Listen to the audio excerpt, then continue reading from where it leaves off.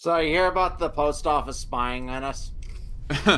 No, I did not hear about that, but the timer has run out before I even noticed it. So sorry for the awkwardness, everybody. But what's up? It is. Just want to send this message out to the post office, who apparently are watching all their videos. Don't lose my shit in the mail.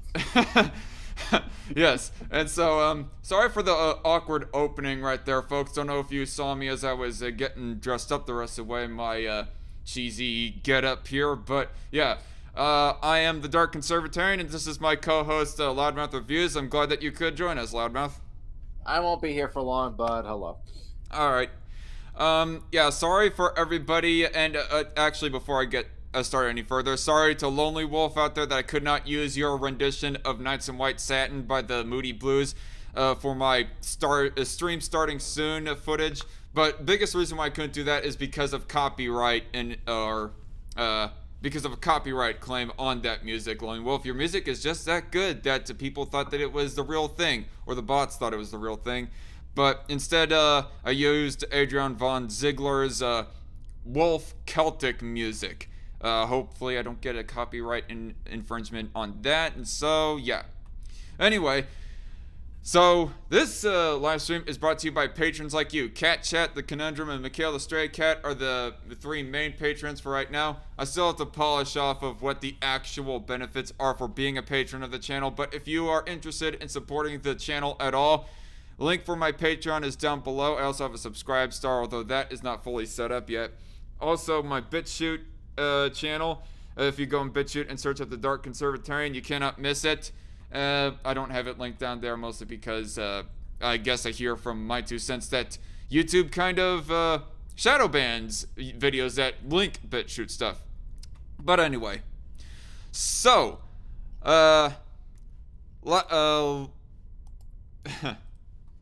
treading on old water, I guess, just a little bit. This is a video that I'm surprised that I did not get notified at all.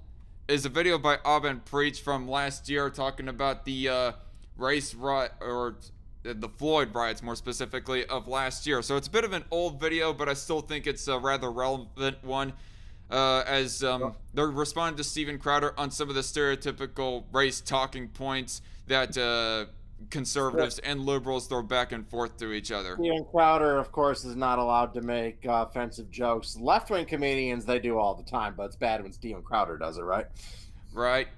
Although, just to clarify, this isn't about the whole Steven Crowder poking fun at black people's stereotypes in regards of the reparations part of the stimulus bill that Biden had recently signed in. This is more about the Floyd riots that happened last year as opposed to the stimulus bill. But yeah, that is one of the ironic things, Loudmouth, or at least in my mind. But I come to find out a little bit later that Alvin Preach seemed to have an issue with even black people poking fun at black people's stereotypes. So, but even besides that, I mean, yeah, like you watch like Family Guy. I mean, how often do they have stereotypes in their episodes? I mean, like, why is it there's this weird, like, totally inconsistent, schizophrenic, shifting standards on what's okay and what's not? right. I don't know exactly how outspoken that Abba Preach are about overall, poking fun at racial stereotypes. In fact, the video that I gone watching from them, speaking essentially about how even black people shouldn't be doing poking fun at black people's stereotypes, was more at Vine. I'll give him props there, at least. If that's the case, then at least he's consistent. I don't know. Yeah.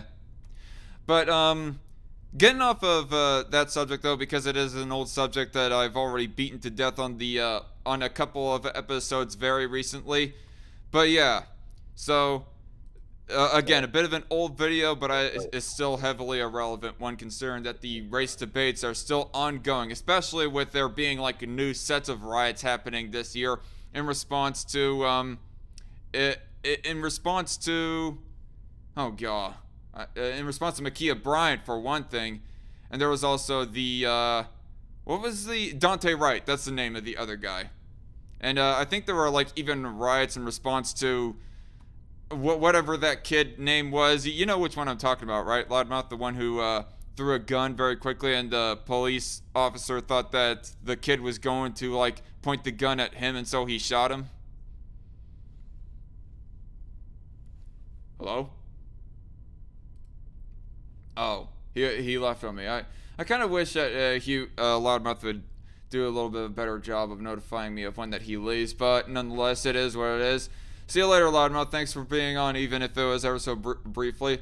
But anyway, so I guess without further ado, I'll get into this. So I'm just gonna premise right now that I don't entirely disagree with this video. There are some points that I thought they made that were fair in response to Steven Crowder, and just conservatives in general, the stereotypical talking points that they give in response to protesting Colin Kaepernick and issues of race and policing in general.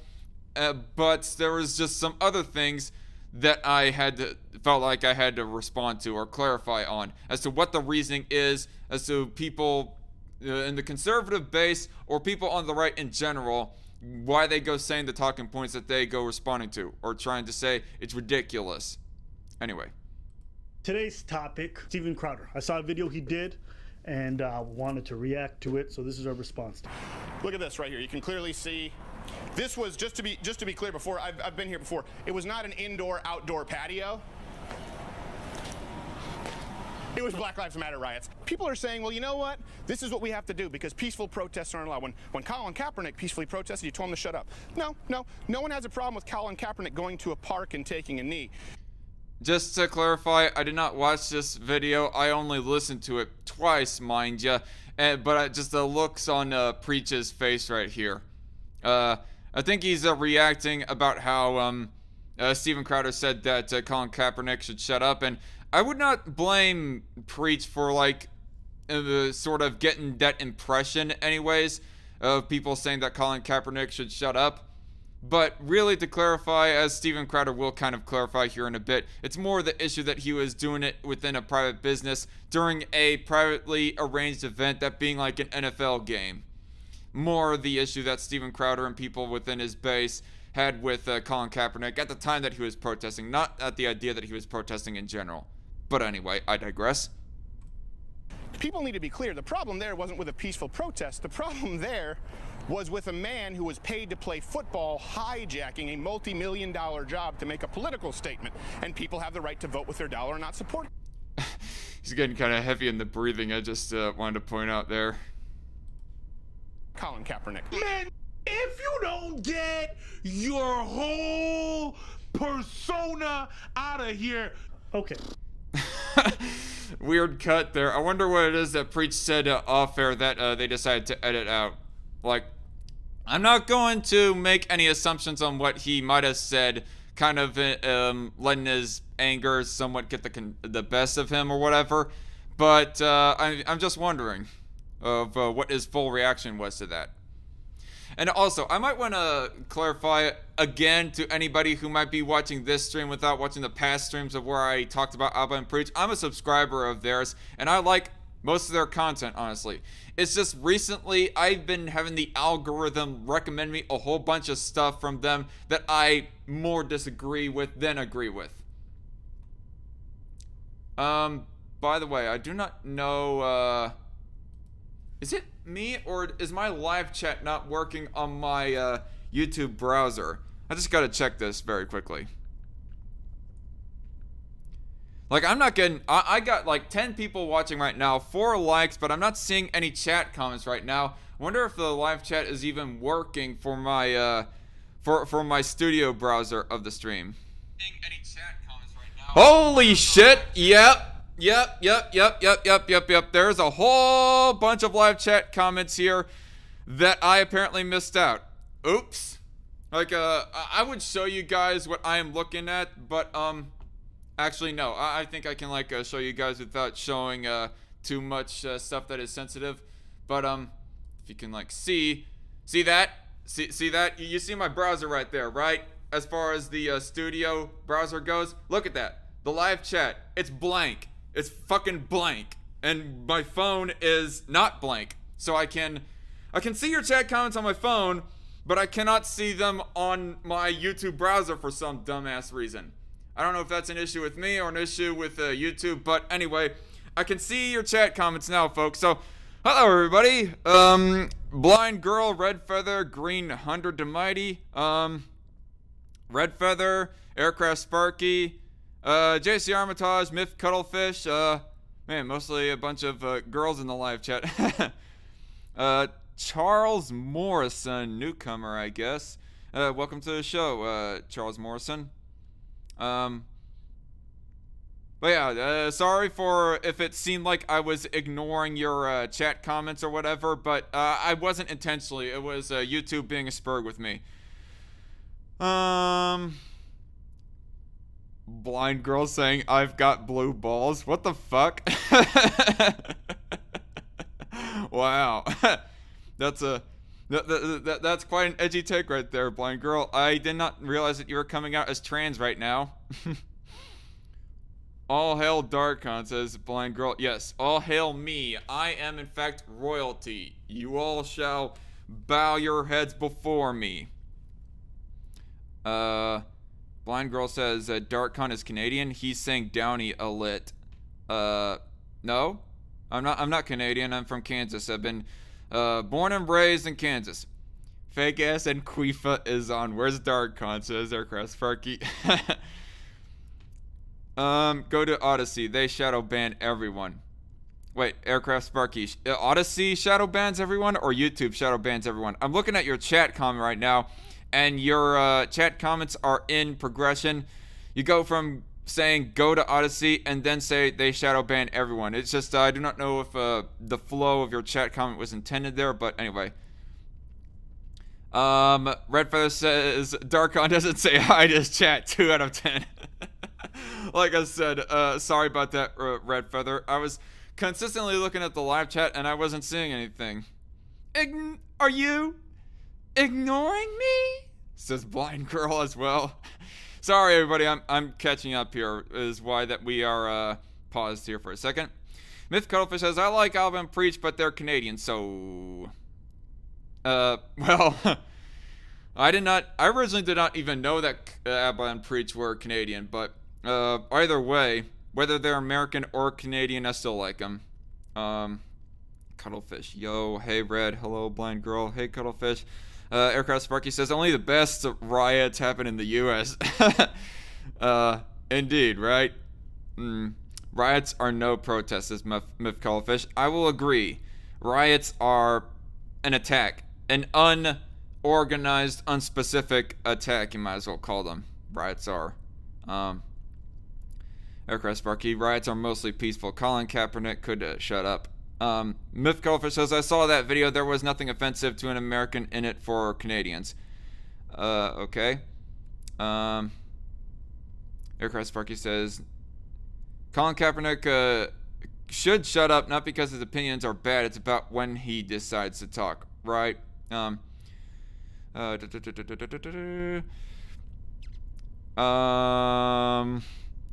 Sorry, I'm skipping over a whole lot of, I'm gonna be skipping over a lot of the chat comments because I'm getting overloaded right now. Like, holy crap, y'all. DarkCon, you're ignoring us all. LMAO, says Red Feather. Oops. JC Armstead says F, question mark. Sent1 1000 says typical YouTube bullshit. And hello, Sent1, by the way. Indeed it is. Finally, you notice me. Maybe, says blind girl. I notice you all. I notice you all. DarkCon's chat log took a poop, says Myth Cuttlefish. Indeed it did. What noob? Studio browser, says Aircraft Sparky. Get out of here with that bullshit. Well, I'm using OBS, Aircraft Sparky. It's just that I'm using the YouTube browser studio as my way to like stream my OBS through. I mean, if you want to talk about different methods to do live streaming, then I'm all ears for a possible conversation. More likely sometime over the weekend rather than during the work week, but all the same. Blind girl says chick magnet DarkCon. Oh, maybe I should show my beautiful face, blind girl, since apparently I'm such a chick magnet. All right. JC Armitage says, have you tried refreshing your webpage to get the chat to show up, or would that fuck up the stream if you did? I have a feeling that it would. I'm afraid that it would fuck up the live stream if I refresh the browser page that I'm that I'm streaming this live stream right now. Yeah, I'm too. I don't want to do that. I don't want to risk it. Aircraft Sparky says, Odyssey is lit. YouTube shadow bans everyone. Oh, I got you, Aircraft Sparky. Thanks for clarifying. He also says, Hail Lobster. So does Myth Cuttlefish say Hail Lobster? Indeed. OBS chat is more reliable. I guess you're referring to StreamYard's OBS because I don't have it set up on my on my, excuse me, not StreamYard, on my regular OBS studio.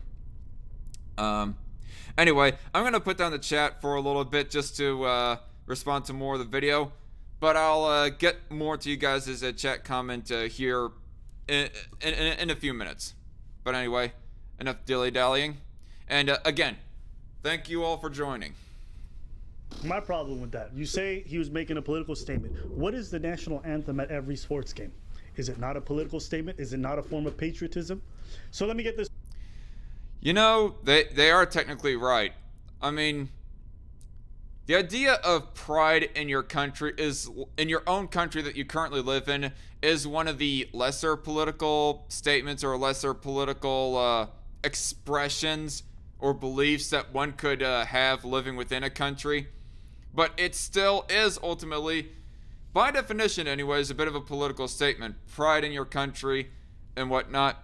But I don't know. What do you all have to say in the live chat in response to that right there? What Abba just said. And by the way, this is Abba. That's Preach, just to anybody who wants a clarification. But just in case, what do you all have to say in response to Abba as far as him equivalating the national anthem with the idea of protesting against police brutality? Straight. You're fine with forms of political statements that you like, but the ones that you don't are unacceptable. And you don't see something wrong with someone saying, hey, I feel police brutality is... Well, as far as the unacceptability of it, it is private property, the NFL games are. So even though we would like people to be a whole lot more consistent with their speech and their speech platforms and whatnot, like, I mean, let's get something clear here. There's more of a precedent and an expecting, okay, this isn't any word, but there's more of an expectance that Twitter, Facebook, and all those social medias, that they would be consistent in regards of speech for everybody, since that is by nature what they are, speech platforms. Whereas all the football studios, the NFL and whatnot, those are not within their own purpose and functionality speech platforms. So there is a little bit more room for people to be picky and choosy with what speech that they allow within private businesses like that, or be it a grocery store or a restaurant, a bar, or whatever else have you, as opposed to an actual speech platform, be it a social media or a town hall. Just to get something clear on that front. Like, I do not know what exactly their full beliefs are on private property, Ab and Preach, I mean, but just say something to say something to get something straight, sort of. Anyway, standard OBS lame, says Aircraft Sparky. Okay, you and I guess you'll have to school me on OBS usage sometime on a private call. Blind Girl says the most elite people are the loudest, calling for the destruction of the system that made them. Yep. Myth Cuttlefish says BLM doesn't support patriotism, though. They don't even support the nuclear family. Well, they definitely don't support the nuclear family. That's pretty explicit on their website and whatnot. As far as patriotism go, I haven't read anything specific about them saying, oh, down with America or whatever. I mean, they do criticize America a lot. I mean, I don't know. A lot of their rhetoric against America could be implied hatred towards America, so I guess that's where that you can get the conclusion that they are against patriotism, that they are against America just as a generality. But I don't know, I'm meandering about. Aircraft Sparky says the national anthem is not a political statement, it's the national anthem. It's America's theme song. Well, okay, I would have to have a little bit more elaboration than that, Aircraft Sparky, but okay. Blind Girl says, it's funny we used to strive for real things to be proud of. Now it's bad to be proud of real things, but it's good to be proud of our sex and our race. What the actual fuck? Except if that race is white, Blind Girl. Let's get that clear. Myth Cuttlefish says, we like being proud about being American despite its flaws. A Canadian wouldn't get that. Fair point, Miffed. What I say is stop committing crimes, moron. Well, as Jim Carrey once said in Liar Liar. Someone 1000 says, alright. Their prime minister said Canada has no identity, says Myth Cuttlefish. Alright. Aircraft Sparky says, we love our little sister, but don't want here tagging along with our friends. Myth Cuttlefish says, no, Sparky, I must disown this little sister. Mexico is our little brother, says Aircraft Sparky. Yeah, that's pretty good.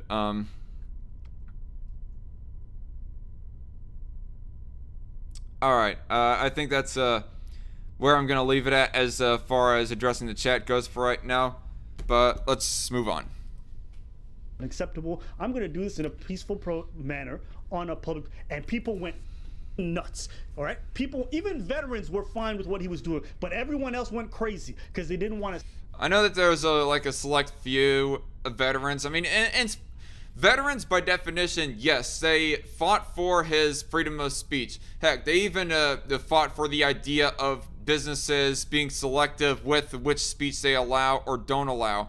They even fought for the possibility of people being able to speak within people's private property. In this case, being a football stadium during an NFL game. Yes, but that doesn't mean that we aren't still going to be critical about them, about what and why they're protesting and when they're protesting, even though they technically do have the right. But just to add a little bit of a caveat here, Abba. A person's free speech on a piece of private property only goes as far as the private property owner allows it. See that on their television, and now you ask yourself, why are these riots happening? It's because people didn't want to look at the reality of what's happening in the USA. Now, just to clarify, Abba Preach, I actually did my homework on this a little bit, or at least I watched one other video of them talking about the riots. They responded to this one black MAGA supporter who was talking about David Dorn, that's what the guy's name was. They're responding to him and saying essentially that they think that the riots are bad. They don't approve of the riots. Just to clarify, they aren't fully pro-riot. Abba Preach are anyways.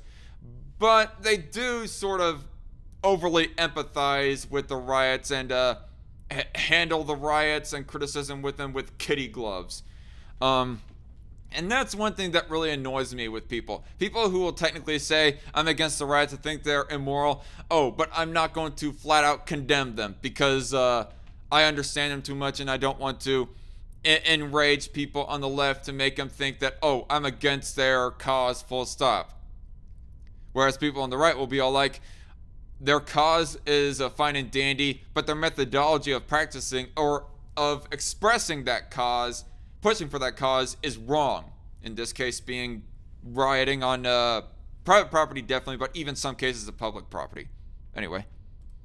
So when you sit there and you're like, why are you doing this on the television? Do it in a park where no one can see. Well, the whole point of awareness is to put it in places where you can see. The same way, the whole point of putting the national anthem everywhere is to remind you of that sense of patriotism. So if we could accept the national anthem, what is the problem with accepting a knee during the national anthem? Which he's not hijacking because he's not stopping the game. No, he's just doing it while everybody's standing. That is not what I call hijacking. All right. Just to say something to Preach here, I will agree that it is kind of hyperbolic language of Steven Crowder to say that he was hijacking the game. I mean, and he's going to mention one other thing. The cameras don't even have to be on him. Precisely. It's when the cameras decide to point towards him of where that they are, of where that it's hijacking or getting derailed. The game is, anyways. But nonetheless, it is hyperbolic language. Fair enough. But what was it that I was gonna say earlier? Damn it. sense of patriotism. So if we could accept the national anthem. Oh, now I remember what I was wanting to say. Like, and just to clarify, like I'm giving the benefit of the doubt to Abba here that the national anthem and pride in your own country is technically at least a milder form of political statement, political what's the word I'm looking for? Political expression and so forth. But I just want to clarify to everybody, as uncomfortable as it is that people be expressing their America hatred, and it's not just the fact that Colin Kaepernick is being against police brutality or systemic racism within his protesting. Let me just remind you all, within the speech of Colin Kaepernick, or the one quote of why that he did the protesting, he explains that he refuses to stand for a flag that stands for police brutality. That may not be the exact verbatim quote, but that's roughly what he said essentially. So essentially, he's like expressing hatred or disapproval of America as a whole and implying that America as a whole is racist or supportive of police brutality and whatnot. Really, that's not the truth. When the cases of police brutality do get pointed out and it's explicit that the police were in the wrong, people will say, yeah, it's wrong. It's just that people don't like that form of pessimism being shown in their day-to-day life and, you know, browsing of social media and so forth. But nonetheless, it's not just the expression or the protest against America supposedly being racist that kind of makes me uncomfortable of when that I see people go protesting the national anthem, go protesting against America as a whole. I would also say that another thing that I would be uncomfortable about is if a pro-lifer was to take a knee during the national anthem in protest against America when it comes to abortion. Like, yeah, abortion is something that is legally allowed within America, for at least half, if not for the most part anyways. But even then, I don't want a person to be given off the message that, oh, America is somehow approving of abortion for the most part, when really that's not. Just to put my own personal preference on the table so as to show my own consistency on this front. Anyway, see what more the chat has here to offer. Yeah, a whole bunch of live chat comment. Here we go. Saying the Prime Minister represents all of Canadians, and what we think is like saying all Americans are Joe Biden, which actually, never mind, Joe Biden wannabe. Exactly, blind girl. I heard this rumor, DarkCon. Is it true? Heard this rumor, DarkCon. What do you mean by this rumor, Aircraft? I'm not so sure what you mean. Did you ride the short bus to school? I did. Oh, God. Well, actually, I was homeschooled, so I did not have to ride any buses. The riots happened because opportunists decided to act out, Aircraft Sparky says. Fair enough. Yeah. Although I'm not going to act like that it wasn't any racial activists that were, expressing their activism against racism and police brutality in a wrongful way, that being rioting. Me personally, anyways. 1000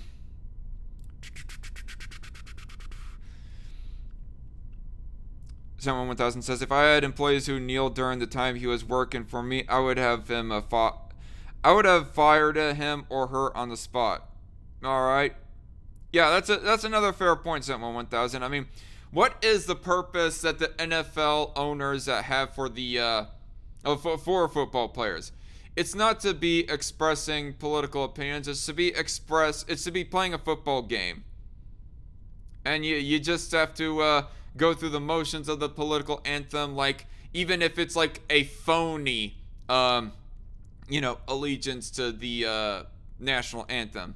Even if it's a phony one, you still have to go through the motions so as to keep your jobs and keep approval with the owners of the NFL and so forth. Blind Girl says, but he is hijacking it because it's not about getting used to somebody doing something different for an anthem. It's about what that something different represents. Alright. No one wants political expression in their escapism, just saying, says Myth Cuttlefish. Fair enough. Fair enough. And I guess it would be like if, say, for example, Star Wars was to bring in real life politics just out of the blue in a sort of a completely non-fluent manner that's almost irrelevant to the story entirely. Like, for example, The Last Jedi, you had Rose Tico criticizing these, I guess what is essentially supposed to be deemed as the capitalist class, quote unquote, just out of nowhere when it was completely irrelevant to the plot of Star Wars as a whole. The outrage with kneeling for the anthem is the fact that fans pay to watch the entire game. They don't pay to have their sports ball politicized. There is a fair point to be made about this stuff. They don't want their games politicized, and they don't even want some certain medias politicized. But I said that earlier. What am I going about? What am I saying?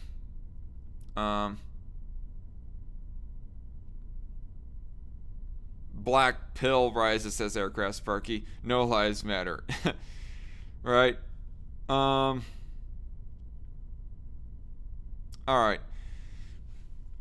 I'm going to, no offense guys, put down the live chat for right now and continue on. The cameras don't even have to be on him. So hijacking, yo, bruv, your choice of word is very poor. Together, we will see it through. All right, that pisses me off. I guess we can go with that. You know, I see people talking about Christians as well. You know, listen, we just need to be peaceful. And you see these police officers in Flint who kneeled. Did you see, by the way, did you see those white guys who kneeled and asked for forgiveness? No. That's not good. But by the way, keep in mind how racist that is, right? Asking white people, all white people, to kneel and ask for forgiveness. Could you imagine if white people asked all black people to kneel and ask for forgiveness for the cops who were shot last night? Most of us are not asking that. Nobody cares if you kneel. I don't think he was trying to imply that most BLMers are for white people kneeling and asking for forgiveness from black people. But anyway, moving on. Most of us don't give a shit. Your forgiveness, all right? Oh my God, nobody cares if you have privilege. Nobody cares about none of that shit. That's not what... That, honestly, that's not true. When people go on and on and on about white privilege, you have white privilege. Oh, why do you have any weight in this discussion about racism? You're white and you're privileged and blah-de-blah-de-blah. So the idea of nobody gives a shit about white privilege, just that's bullshit. That's bullshit. I'm just gonna say, I mean, no offense, but that's bullshit. People are asking for the most part. So for you to strawman this movement as if it's a real problem, it's become kind of a mainstream representation to some extent within Black Lives Matter. Now, again, it's not supported by most. This idea of white people asking black people for forgiveness. Yes, most Black Lives Matter supporters, the actual grassroots Black Lives Matter supporters who go on about systemic racism and maybe white privilege and so forth, but don't necessarily advocate for the riots, fair enough. And by extension, they don't necessarily advocate that white people ask for forgiveness. But it is the highly vocal minority and the heads of the group that seem to be heading the more vitriolic and even more crazy and disapproving stuff. As far as what BLM has been tainted with and whatnot. Like, for example, the idea of disrupting and destroying the nuclear family. Like, if I had to guess, I would say that most black people, over half, and even a good portion of BLMers, are all for and fine with the nuclear family. At least in theory, anyways. Even though I can't remember what the stat was, and I can't even remember where I heard it from. But supposedly, most black people nowadays anyways, have grown up without a father figure, or at least without their original father figure anyways. Their original father. And so the nuclear family is not something that is like fully in practice in the black community if I was to be, observational with this whole thing. But I would still gander to say that most black people at least are for the nuclear family, even though they go supporting Democrats that are more outspoken against the idea of the nuclear family. They just get like caught up in the whole idea of racism that leftists like to trot out a good portion of the time. But whereas the BLM leaders, they are against the nuclear family, and not to mention BLM leaders, they are for gun control. I would take a gander that most black people are against gun control.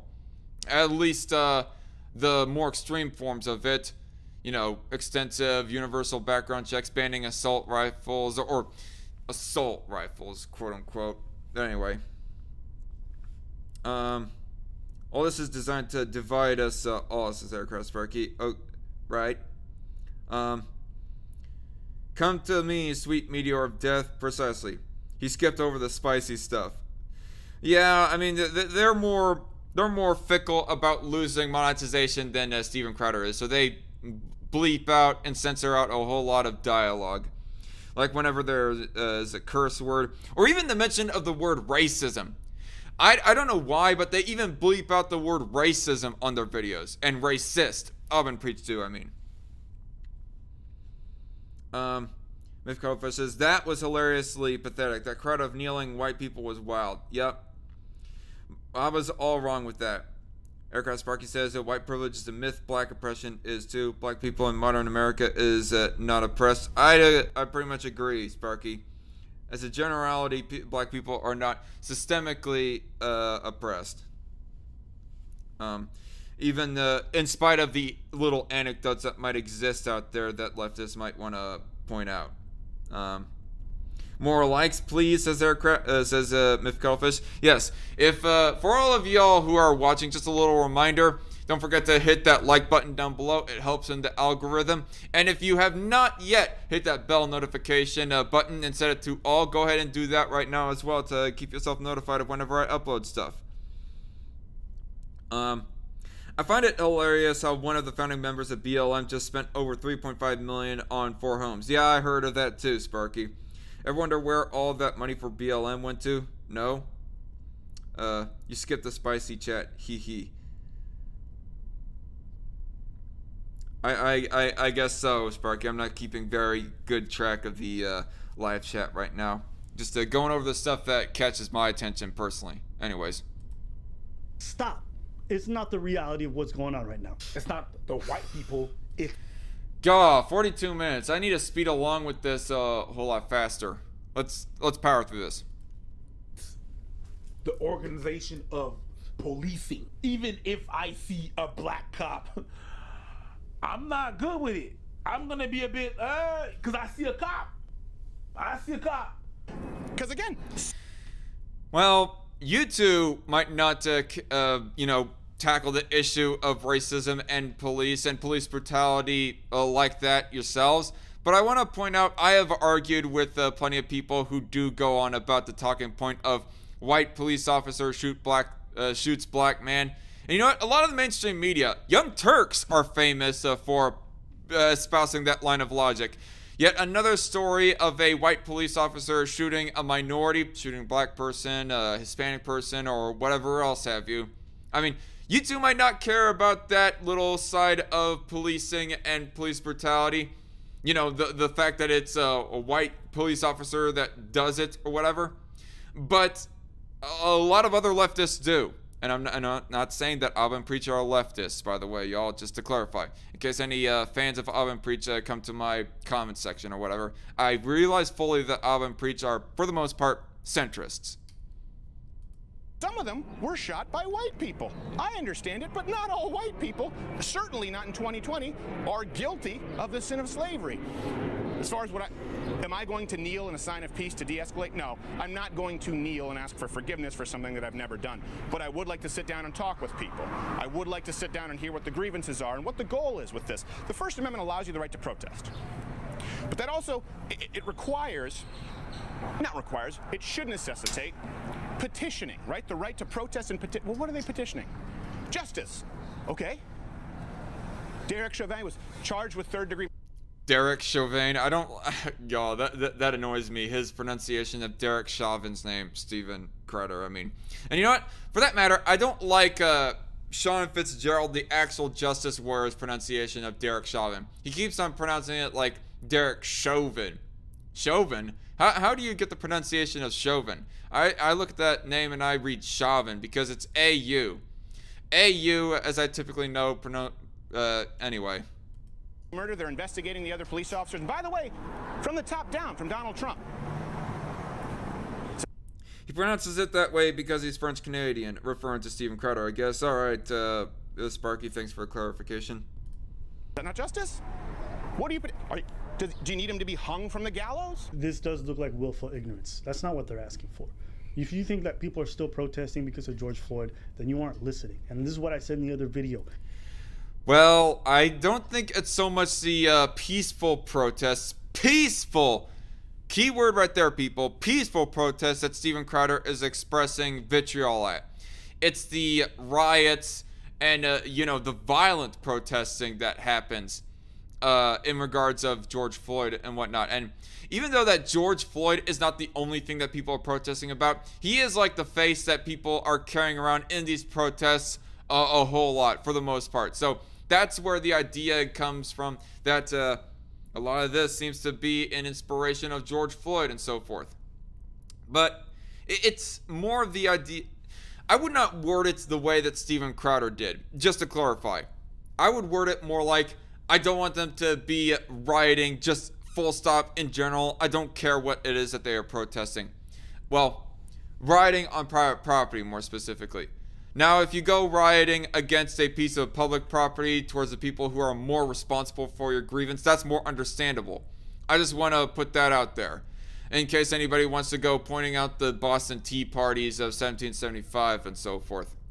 Like, the issue with the Boston Tea Parties, just to clarify to everybody, the reason why that is okay, why people on the right are okay with that, is because they were rioting and attacking specifically publicly owned property, which the East India Company, or at least the tea that they are transporting, which was the main thing that they were destroying, that they were, destroying anyways, was publicly owned property by the crown. They were not destroying people's houses or people's small market stands or anything else like that. They were destroying a publicly owned entity, that being the East India Company's tea. Everyone wants to flap their gums, but no one's taking the time to really understand the other side. And as a result, all we have is just noise being thrown out. I mean, sure, your fans are going to be happy because they already share your views, so you're preaching to the choir. It's an echo chamber. Very easy to do. Same way SJWs do with themselves. All white people are racist, blah, blah, and they say it amongst themselves, so they feel great. But it's not meaningful in any kind of dialogue. And this is the kind of stuff I dislike. You're asking, what do they want? What is it they're asking for? Well, then this is one of those opportunities of where that you two like go into their shows. But yeah, we find out about a year later that they are not interested at all in being interviewed by Steven Crowder. Though I do want to pose the idea, Alvin Preach, would you be interested in going on Ben Shapiro's program and talking to him, or any other right-winger for that matter that goes espousing roughly the same beliefs, maybe not in the same line of rhetoric as Steven Crowder, but, roughly the same beliefs as Steven Crowder when it comes to race? Would you be willing to talk to any one of them? As far as I know, I do not know of any big case of Alvin Preach talking to any prominent right-winger in that regard. Like, I have in my watch later list now a live stream of where that they're talking to Destiny, but Destiny is no right-winger. He's a leftist. As much respect as I have for Destiny, of how he debates against leftists and goes haranguing against leftists within the recent year, he's still a leftist, Destiny is. A respectable leftist, but a leftist nonetheless. Asking for police reform. They're asking for better training. Mr. Who in the live chat, welcome to the program. I think Temple is centered right or something. With Cuttlefish, is anyone else buffering or is it just me? Well, let me see my connection here. My connection is pretty much in the green, and I'm like hard lined into my internet, so I do not know of what the buffering issues might be. No, Destiny is an idiot, says Red Feather. I That's unfair. So calling Destiny an idiot is really unfair. Like, I would suggest that you go watching. I encourage you, Red Feather, to watch some of the live streams from PSA Sitch and Adam on the Sitch and Adam show. Go watch some of their live streams where they go reviewing some of the debates that Destiny has against Bosch and other leftists. Then you'll see how comparatively he is not an idiot. Anyway. What they see is that systemically, there are a lot of problems with how police officers engage in a lot of stuff. And we're not the only ones saying that. Police officers themselves, a lot of them are agreeing with a lot of this sentiment. But they cannot say it out loud because they're going to lose their job. One famous cop that got out there, he's not a cop no more. Yeah. He said that he wanted to sit down and talk, not with this attitude. You claim you want to sit down and talk and comprehend. You don't. You do not. You have your own ideas and you're closed-minded to that. And you try to disprove the other person. And actually, when that person disproves you wrong, you get pissed off. You know that episode? You know what the fuck I'm talking about. Yeah. No, I mean, okay. Like I said, I did not watch this. I only listened to this video. He's referring to the one episode of where that Steven Crowder goes talking to a socialist. That was one example. That was one example of Steven Crowder getting pissed off. And it was because the socialist was calling it autistic or retarded, his beliefs are. Anyways. So, there is a little bit more of a reasoning as to why that he was pissed off in that manner. Okay, I'm getting like buffering issues on my phone browser here. I wonder if I can pull up more of the live chat now. Okay. Red Feather says, okay, he argues in a disingenuous and idiotic manner. He can sometimes. I'm not going to deny that, Red Feather. There are moments of where that Destiny can be an idiot, but he isn't an overall idiot, is my thing, just to clarify. But anyway, I mean, how do you know about Steven Crowder supposedly being closed-minded and unwilling to talk to leftists? Is this really the one and only example that you have of that? Like,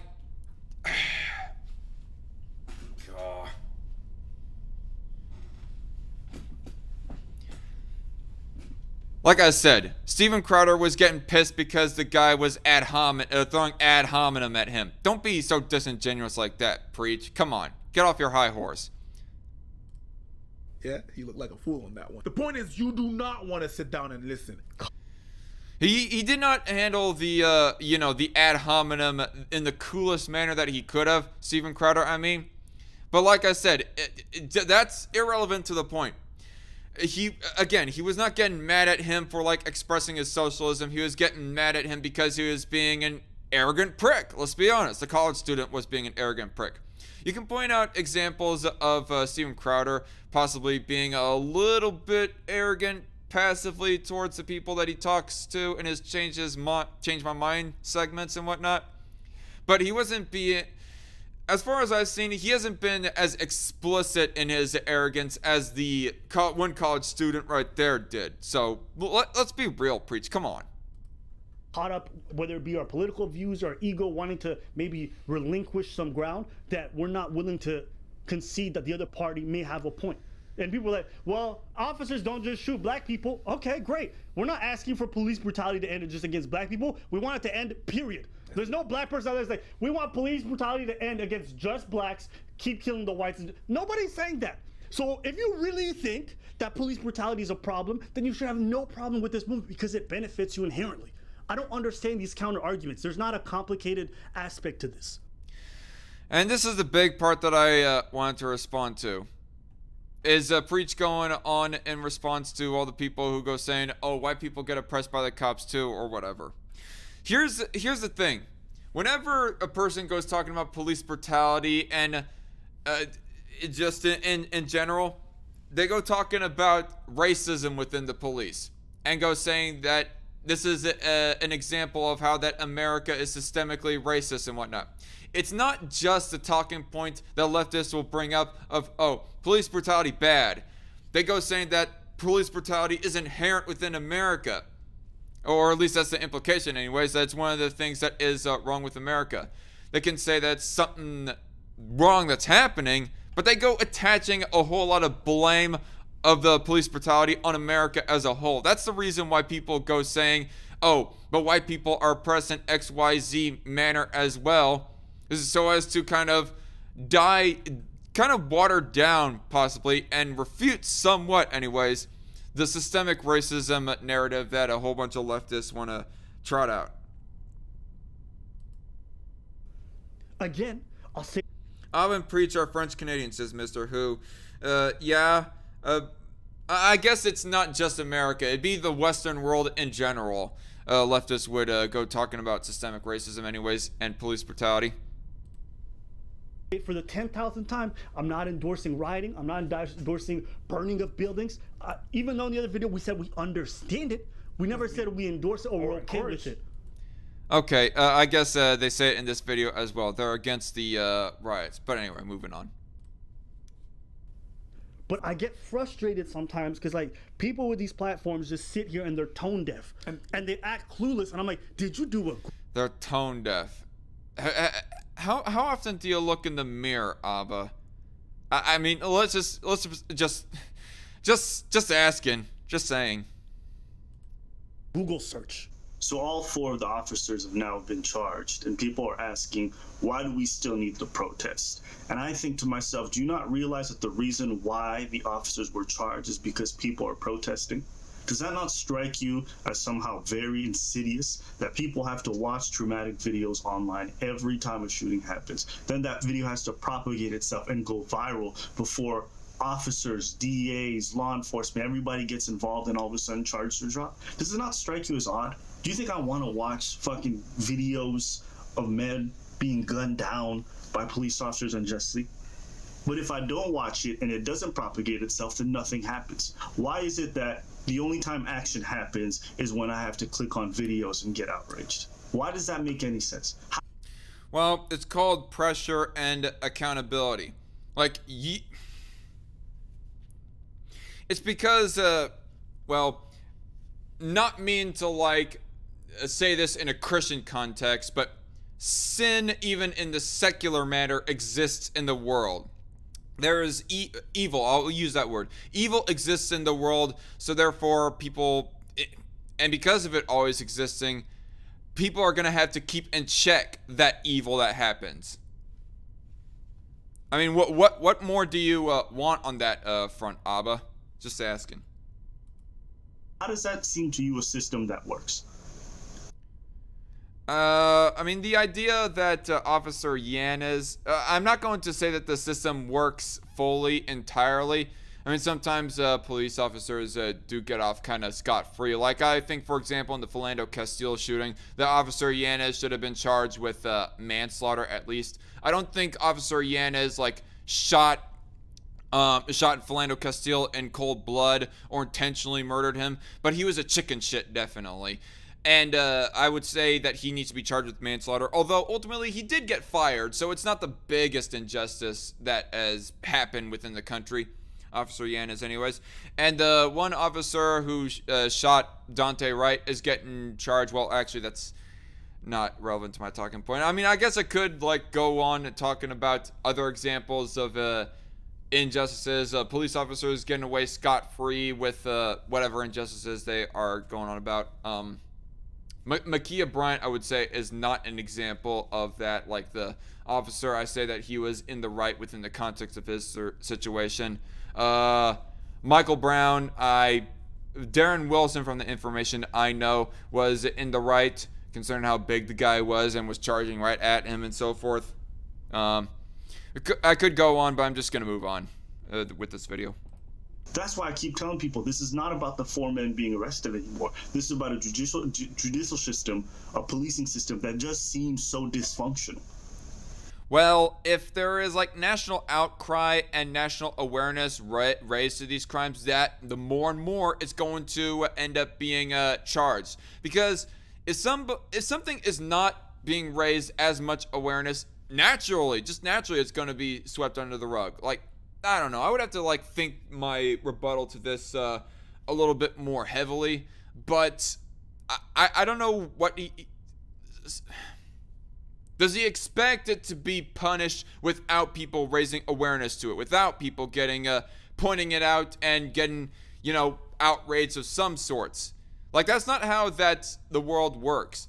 For evil to get punished, people are gonna have to notice it, Abba. I do not know what standard you're trying to preach right here. It only takes one cop to write up a report and a citizen gets arrested. But it takes millions of us to scream at the top of our lungs to be like, this is unjust, before things move. Same thing with the Ahmaud Arbery video. They had that for a while. They had it for a long time. They didn't care. They didn't move on it.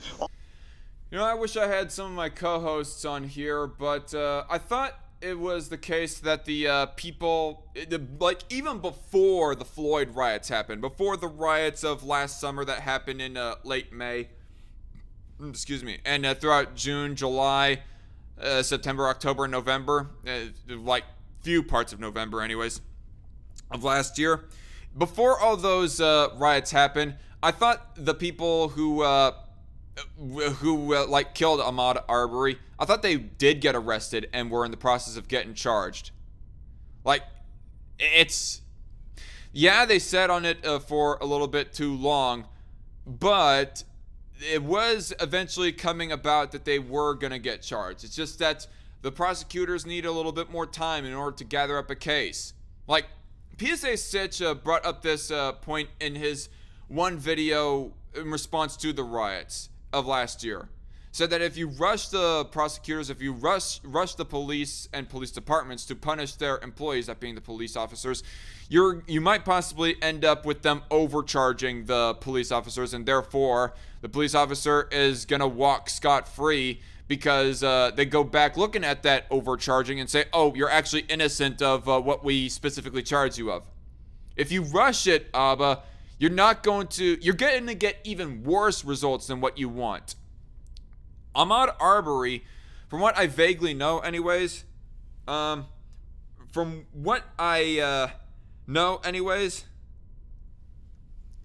were getting punished before there was like national outrage, riots, and so forth. All of a sudden it gets leaked to the public. Ahmaud Arbery didn't die in police interaction, says Red Feather. Well, thanks for the clarification on that. I did not know what specifically was about that. And now charges are dropped and people are being charged with murder. I'm like, how does that make sense? Guys, we don't know how YouTube's gonna react to these videos. They've been monetizing things. It's been super confusing for me. So if you want to ensure that this video does well, please hit the like button. We should agree that everyone needs to wait for all the video to come out, says Myth Cuttlefish. Precisely. Did you see the trial? Serious? Says Myth Cuttlefish.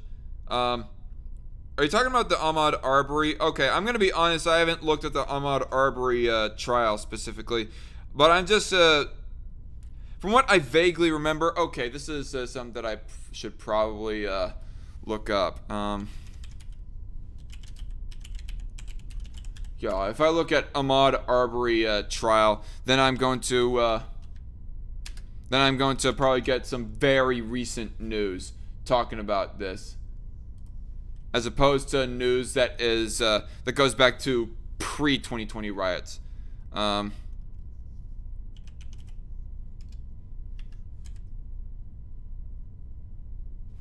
Oh, I'm spelling Aubrey wrong, I guess. Ahmaud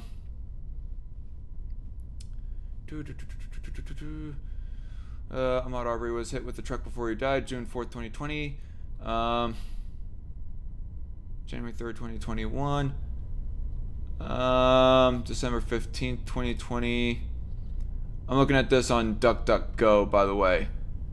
May 11th, 2020. Video appears to show fatal shooting of Ahmaud Arbery. So this is a few days before the riots ended up happening. I don't know if this is going to explicitly say, actually I don't think it says anything about the trial, whether or not prosecutors were getting on the McMichaels. That's what the people are called who did this against Ahmaud Arbery.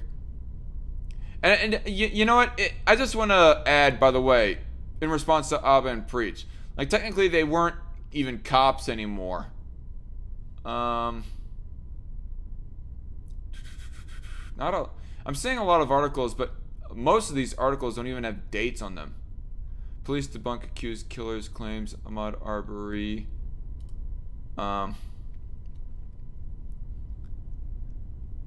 Police debunk accused killers claims Ahmaud Arbery was burglary suspect. This is from May 8th, 2020. So about 3 weeks before the riots ended up happening. I don't know. I'm gonna have to go look back and reading this, but from this New York Post article that I'm getting right here, I almost seem to be getting the implication that maybe they were being taken into court like May 8th, before the riots actually started happening from George Floyd and whatnot.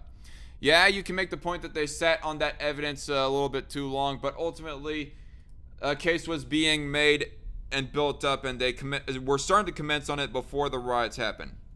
Anyway, I went on too long with this pause. Let's go. Helps us out, like, comment, help with all that algorithm stuff. Yeah, we also have a Patreon you can check out. So if you want to see more of us, we have a podcast there. Do we want to go back to the pre-slavery? Oh, I'm asking the chat members about Chauvin, says Myth Cuttlefish, not Aubrey. Okay, Myth Cuttlefish, I got you. Did you see the trial? Serious? Yeah, I have to start paying better attention to my live chats, I guess. Maybe I should tell everybody to actually say my name if they want to grab my attention with their live chat comments, because a whole lot of people would be like arguing back and forth in my live chat comments, in my live chats nowadays. And when people say you in the live chat, they might possibly be referring to me, or they might most of the time be referring to each other in the live chat. So I don't know. I have to. My bad, Myth Cuttlefish. I did not mean to. My bad. I was talking about Chauvin, boo. And okay. Myth Cuttlefish was talking about Derek Chauvin and was talking to somebody else in the live chat. Anyway. During slavery type executions? Well, I don't understand. What justice is being demanded? I see all of these requests on Twitter. Well, we have one simple request, that officers stop killing black people, but apparently that's too complicated. What does that even mean? That officers stop killing black. What about white officers? And black officers. Sorry, what about black officers who kill white people? Let me tell you this. Preach said it earlier, but there's none of us that like black officers more than white officers. I don't know where this idea came from. It's police, period. Well, all the people who go criticize police, systemic racism within police, and like I said earlier, they go looking at the anecdotes of white police officers committing police brutality more than black police officers committing police brutality. Like, yeah, you can make the case that the reason why the anecdotes are less paid attention to by the left is because there are ultimately, as a percentage basis, less black people in this country than white people, and so therefore, logically speaking, there are going to be obviously less black police officers than white police officers. But even then, the anecdotes still exist of black police officers committing some kind of injustice or police brutality or whatever else have you. But yet, where and when are the left explicitly talking about this?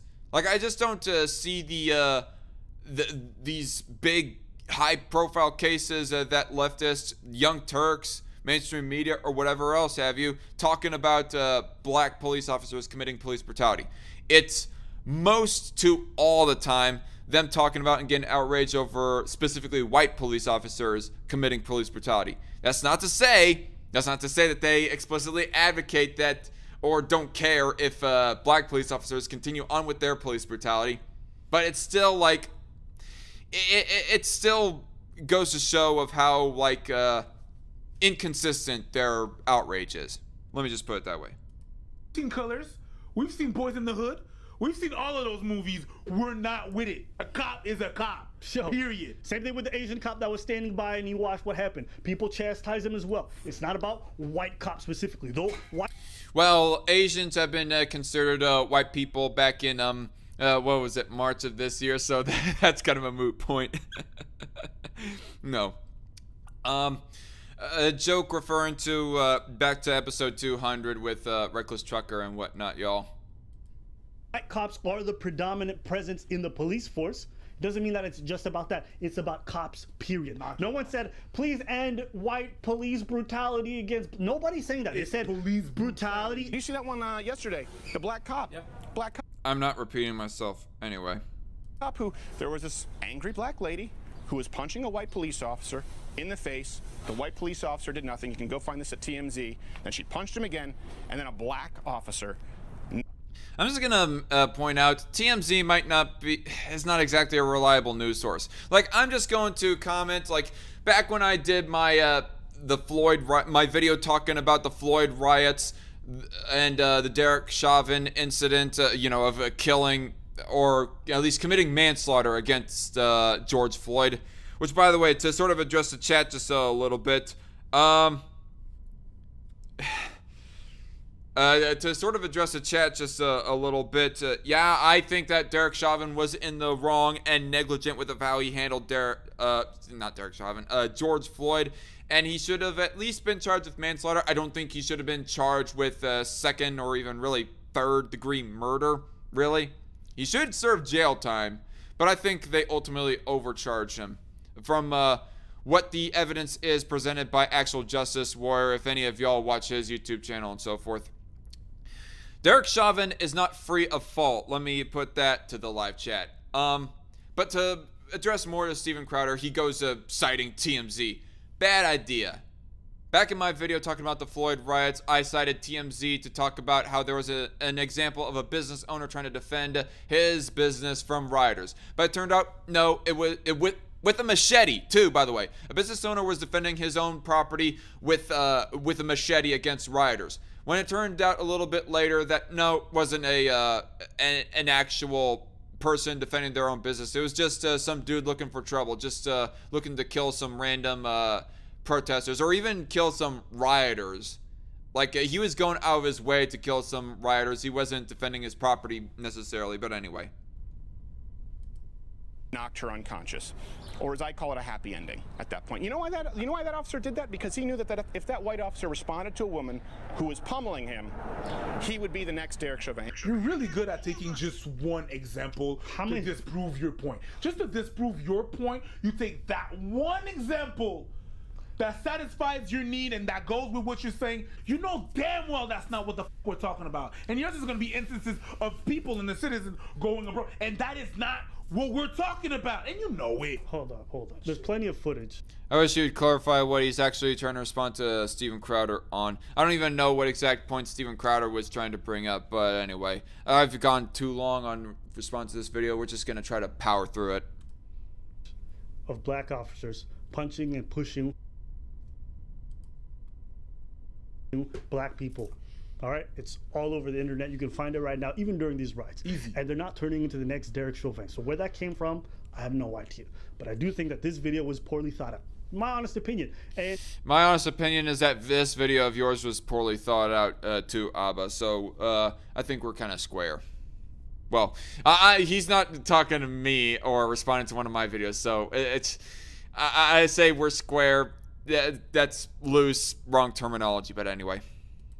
If I'm being also very honest, I actually have a friend who works for Crowder, and he speaks highly of them from an ethical standpoint. Pays his employees on time, very generous, good with work, all that good stuff. And so it disappoints me when I see what you put out publicly, and I'm like, this is not well done. But what I see a lot of people doing is that they... Aircraft Sparky in the live chat says, the police aren't tasked with helping people in overdosing. I mean, isn't there a precedent that police officers should help their suspects just a little bit, Sparky? I mean, Donut Operator explained that the reason as to why that the police officers, regrettably, fed Dylan Roof Burger King when they caught his ass was because they did not want a suspect dying on their hands because it would look dirty on their record. So there is... I mean, again, Sparky, isn't there a precedent that police have to make at least some effort to keep them alive instead of aggravate the situation like Derek Chauvin was with George Floyd? Mock social justice warriors for not being nuanced, for being ridiculous and do all that stuff, and then they themselves refuse to see the nuance in other people's positions, right? Like, I can sympathize with somebody who identifies as conservative. I hold some conservative views. You know, when it comes to Second Amendment, when it comes to the idea of being able to own guns, when it comes to strict borders, I get it. But I'm just going to say, there is a whole lot more to conservatism than just gun rights and immigration, Abba. Like the nuclear family, even talking on the philosophical side for, you know, traditional marriage, as opposed to, like, enforcing it by the state. But even, not even talking about that, banning gay marriage. No, I'm not going on about that at all. But even with the idea of just talking about how straight marriage is more preferable than gay marriage, just on a philosophical side, there's another idea. Nuclear family in general, private property rights, low taxes, and so forth. Like, you're missing out a whole lot when it comes to whatever sympathies that you have with the conservatives. I mean, you know what's another group that is for strict borders and also pro-gun rights, Abba? Black separatists. And those aren't exactly conservatives right there. They're more like black ethno-status, to so to speak. And by the way, I have met those type of people before, or at least one of them anyways. A guy who is like for gun rights, but at the same time wants to create essentially a black no state. And he wasn't at all conservative. He disagrees with conservatives on a lot of things.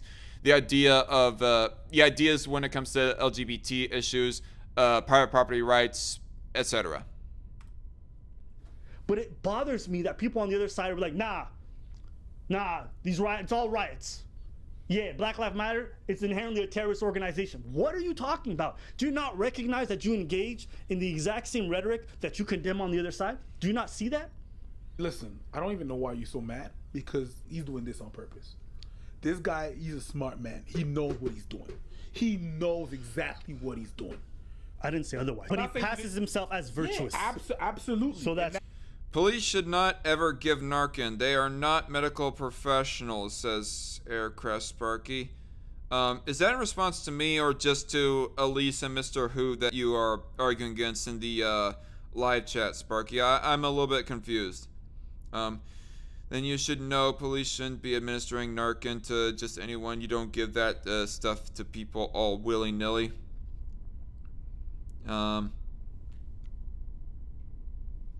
And by the way, hello, Elise and Daniel Hempel in the live chat. Nice for you to join on the program. Why? And I understand that. He knows what he's doing and why he's doing it. But I'm pretty sure that if we talk to him one-on-one, we're going to be able to rationalize and be like, you know what, he's going to understand. But this... No. He really believes what he's saying. Really? Yeah, I don't think this is an act. He really believes. And it's okay that at least he's saying what he believes. And I hope it's what he believes. Because if he's doing this for... That's even worse. That's even worse. I know some people who are doing that. Yeah. I know some...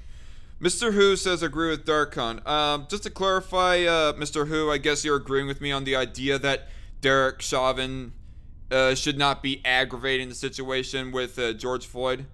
If that's so, well then thanks. Anyway.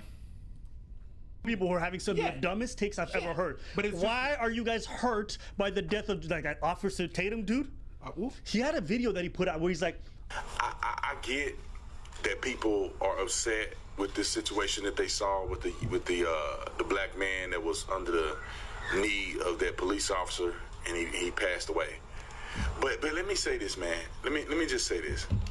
I need people to stop being so emotional.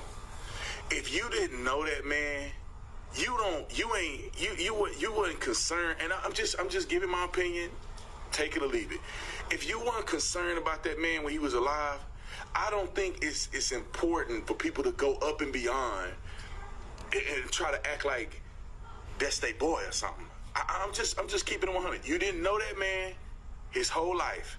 You don't know who that man is. You don't know if they're a good man or a bad man. Like, what? You think when people cry when they watch a movie, it's because they know the person? No. Sometimes it identifies with things that happen. Like, just some dumb takes. Yeah. I will agree with that, fair enough, with what Abba said in response to the Tatum character that they just played.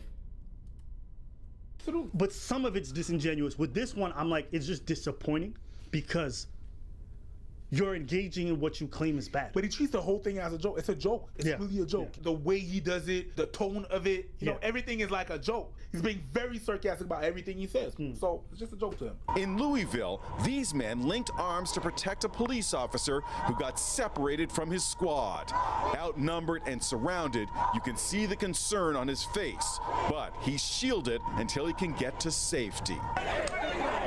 This guy was breaking chunks out of a sidewalk in the nation's capital when protesters turned on him and handed him over to the cop. People work too hard, too hard. You ain't gonna do it in front of me.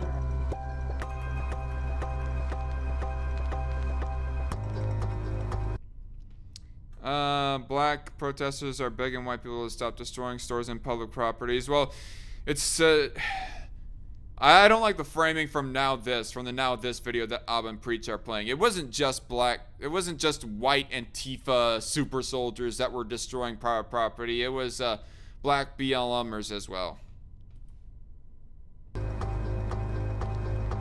These are people who live in public housing, and you just made a melee. If you guys want to see, we've covered this topic in regards to the riots and all this stuff ad nauseum. So if you can go check our past videos, be sure to do that. And that's about it. Yep, that's the end of it. I probably could have ended the video a whole lot sooner, but I just want to browse over it again, see if there's anything that I actually want to respond to. But anyway, up next, going to be talking about Tim Scott, Senator Tim Scott of South Carolina, getting called Uncle Tim by the left because he says that the U.S. is not racist. By the way, sorry to everybody, but I'm probably at this point going to just breeze over or even fully ignore the live chat because it's going a little bit too fast-paced for me at this late in the game. And it's already, I've been streaming for an hour and 20 minutes now, so it's already gone on long enough as it is. I'm going to try to power through the rest of this. Anyway, this is from, and you of course have even The Hill. The Hill is not exactly a right-winging website. Let me just say that. The Hill, is kind of centrist. This particular, article from them is more right-leaning, it almost seems. Or it might not even be, explicitly right-leaning. It might be more centrist of a take. But essentially saying, racist Uncle Tim slurs are a leftist attack on intellectual diversity. Which it is. This is another example. You got Joe Biden saying that if you don't vote for me, you ain't black. And just... It's ridiculous. Why is it that the left feels like that they gotta berate any black person that just decides not to be part of the leftist collective or whatever? And the funny thing about this, as pointed out by Ben Shapiro, Micah Curtis, and other people that I've been listening to earlier today, it's funny because,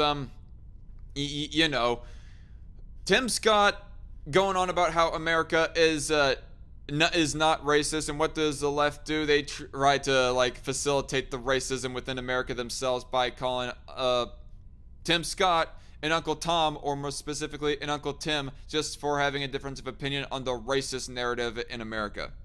Anyway,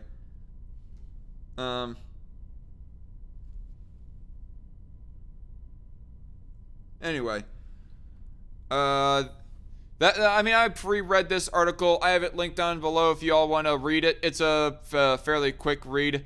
But the outrage, the reaction from the left is so ridiculous that even The Hill is posting against the left's handling of Tim Scott, so forth.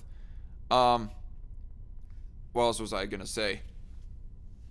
The Hill, I don't care much for their YouTube channel, for their political videos that they release and so forth. When it comes to politics, that seems to have almost more of a left-ish sort of bent. But their articles that they go posting on their website primarily seems to be of the more even-handed perspective in regard to things. Anyway. So moving on to the next article right here. I think this might be somewhat... actually, no, this is in relation of Senator Tim Scott.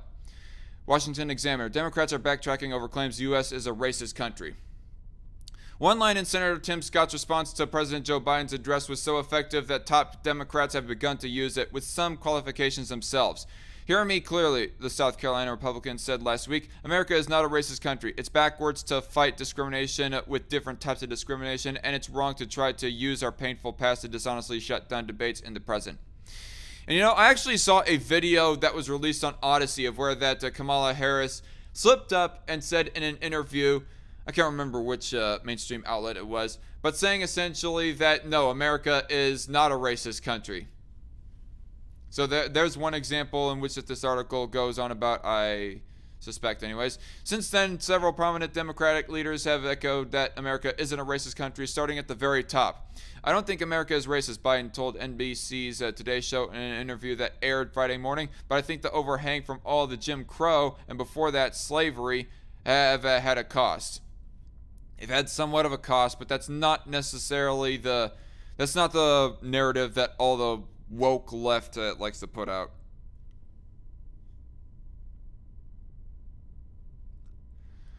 First of all, no, I don't think America is a racist country, but we also do have to speak the truth about the history of racism in our country and its existence today, said Vice President Kamala Harris in an interview with ABC. Okay, that was the mainstream outlet that she was talking on. Harris is the first black person, Asian, and woman to hold the vice presidency. We should stop arguing about whether or not this is a racist country, Representative James Clyburn, the number 3 ranking Democrat in the House, told CNN. It is not. Clyburn is a South Carolinian like Scott and one of the most powerful black Democrats in Congress. His endorsement of Biden proved pivotal in last year's primaries. A racist country would never elect Barack Obama, a president or Kamala Harris vice president, Clyburn added. Wow, I thought that was a stupid argument, a ridiculous argument that the left likes to say is completely irrelevant and is not legitimate. And yet you have a leftist here saying it themselves that, yeah, Barack Obama is an example of America not being racist. The irony, folks. Democrats have committed themselves to rooting out what they describe as systemic racism in law enforcement, housing, healthcare, wealth distribution, and a host of other areas. But they are also trying to find their footing in how to discuss these issues without seeming to call vast swaths of voters racist. Today, kids are being taught that the color of their skin defines them again, and if you look a certain way, they're an oppressor, Scott, the black Republican tapped to respond to Biden, said.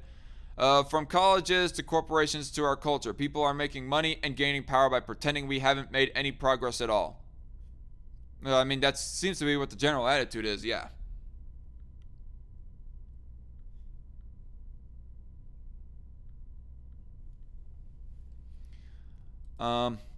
Some commentators pushed back. The Washington Post's Philip Bump wrote that it was nevertheless the case that Scott's rhetoric was focused on a straw man, but even relatively liberal Democrats clearly see the political potency of Scott's remarks. It's focused on a straw man. No, there are people who go on about how America is racist. I could probably easily enough dig up the examples myself. In fact, I'm going to do that right now very quickly.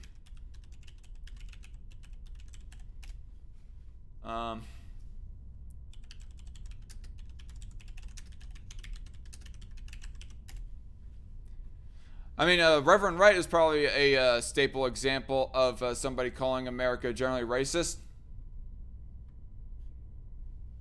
I should have known this. This is probably going to give me a whole lot of recent news talking about Involve.com. Maxine Waters insults America, calls it a racist country. I'm of course just going off the title alone, calls it a racist country that's getting more racist every day. It's not a straw man. The anecdotes exist out there of people calling America racist. So get off your high horse. Wash Poe Journo. Scott's rhetoric was focused on strawman, but even relatively... wokeness is a problem, longtime Democratic strategist James Carville told the liberal website Vox, and we all know it. He added that Biden's biggest attribute is that he's not into faculty lounge politics. Biden has positioned himself all over the map on racial issues over the course of his long political career, hailing his support for the civil rights movement at some times and criticized forced busing and knee-jerk liberals at others. Yeah, it's kind of a interesting, to say the least, kind of history that Joe Biden has in regards of what his position is on race. I want to see if there's anything in the live chat that is addressed specifically at me.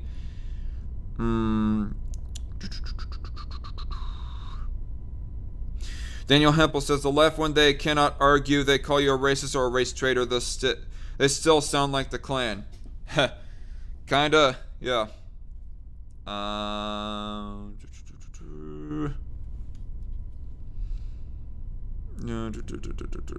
Appeals court usually uphold original ruling, says Myth Cuttlefish. Nah, I guess that's an unfortunate thing. Alright.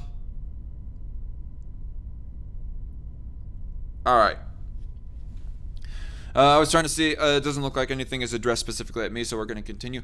During last year's campaign, Biden tried to avoid the excesses of online left when talking about the police and other hot-button topics.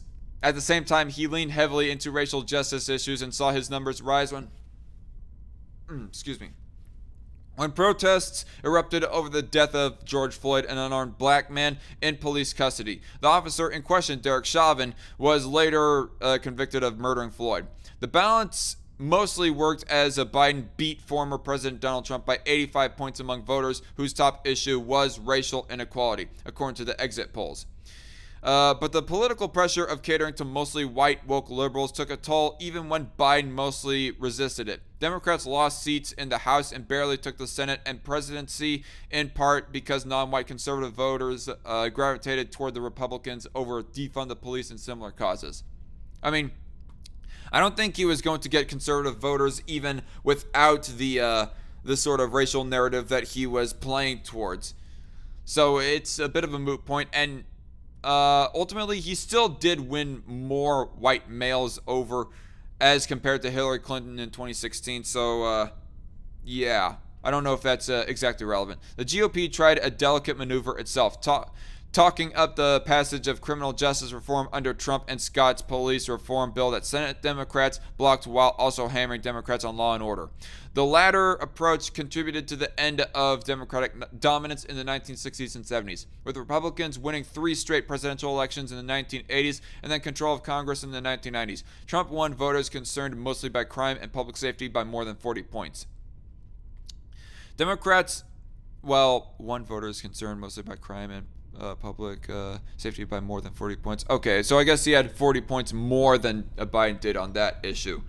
Anyway, Democrats don't want to revert to the days when Republicans can use these as effective wedge issues during election years, but at the same time wish to deliver for their diverse electoral coalition and believe they can square the circle. The best message for Democrats: America is not a racist nation, but there are white supremacists who are trying to undermine the progress we've made in racial justice with violent attacks on African and Asian Americans and attempts to stop them from voting, said Brad Bannon, a Democratic strategist. The Democrat Party stands for a jury, a multiracial society, for a just. Why'd I read jury? I meant just. The Democratic Party stands for a just multiracial society that stands for the principle that all people are created equal. End of article. I mean, do they really, when they keep on going up against people of the races that they supposedly care about, go, doing wrong think, quote unquote wrong think. Anyway, next article: Tim Scott declaring America is not a racist country is key to fighting real racism. This also from Washington Examiner. When Senator Tim Scott said that America is not a racist country in his Republican rebuttal to President Joe Biden's address to Congress last week, the left exploded in anger over this black senator's supposed denial of racism in the United States. When Scott said on CBS News' Face the Nation on Sunday that there was a lingering effect of a couple of centuries of racism and discrimination in this nation, some right-leaning people and outlets characterized this as a backtrack of what the Republican had said about race prior. Wait. Let me reread that. And Scott said on CBS News Face the Nation on Sunday that there was a lingering effect of a couple of centuries of racism and discrimination in this nation. Some right-leaning people and outlets characterize this as a backtrack of what the Republicans had said about race prior. Wait, what? I don't think that was the general gist of Scott's message, so I do not know what you say it's a backtrack. I mean, if I was to be honest in regards of race nowadays, I will say that the effects of the community itself, the black community anyways, that there is still somewhat of an effect in regards of segregation, and then people trying to overcorrect that with a massive welfare state and so forth.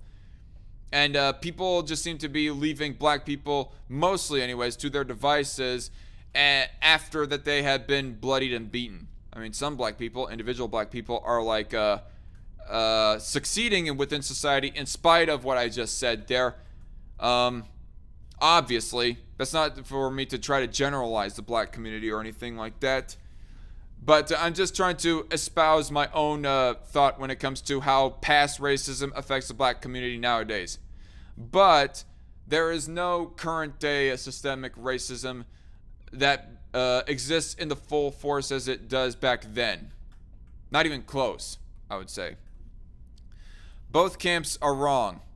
Okay, so this is an opinion piece, so this might take a little bit more of a centrist-y sort of take when it comes to race in America. Both camps are wrong. When Scott declared that America is not racist in his rebuttal, he prefaced it with personal examples of harassment by police, including being pulled over 7 times in 1 year by police while serving as a member of Congress. The Senate's only black Republican also mentioned his family roots that go back to slavery. Clearly, Scott was not denying that racial oppression has permeated American history. Yup.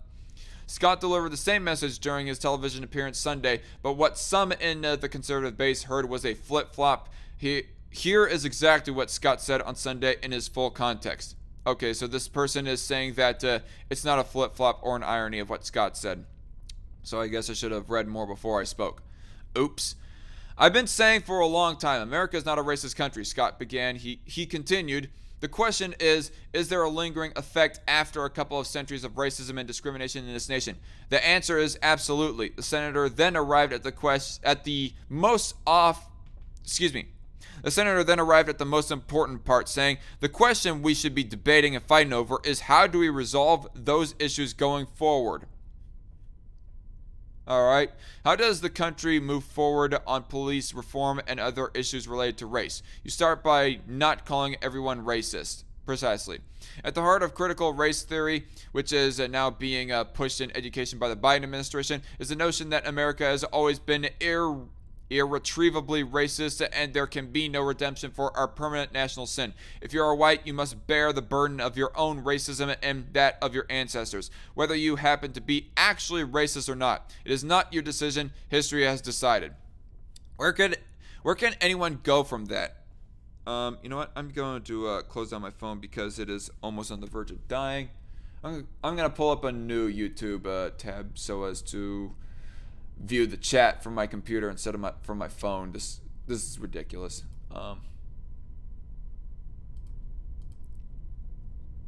1 second, folks. Just resend things up. This is ridiculous. All right, there we go. Now I can look at the chat better. Red Feather says irretrievably. Wow, someone got a new thesaurus. I guess so. Anyway.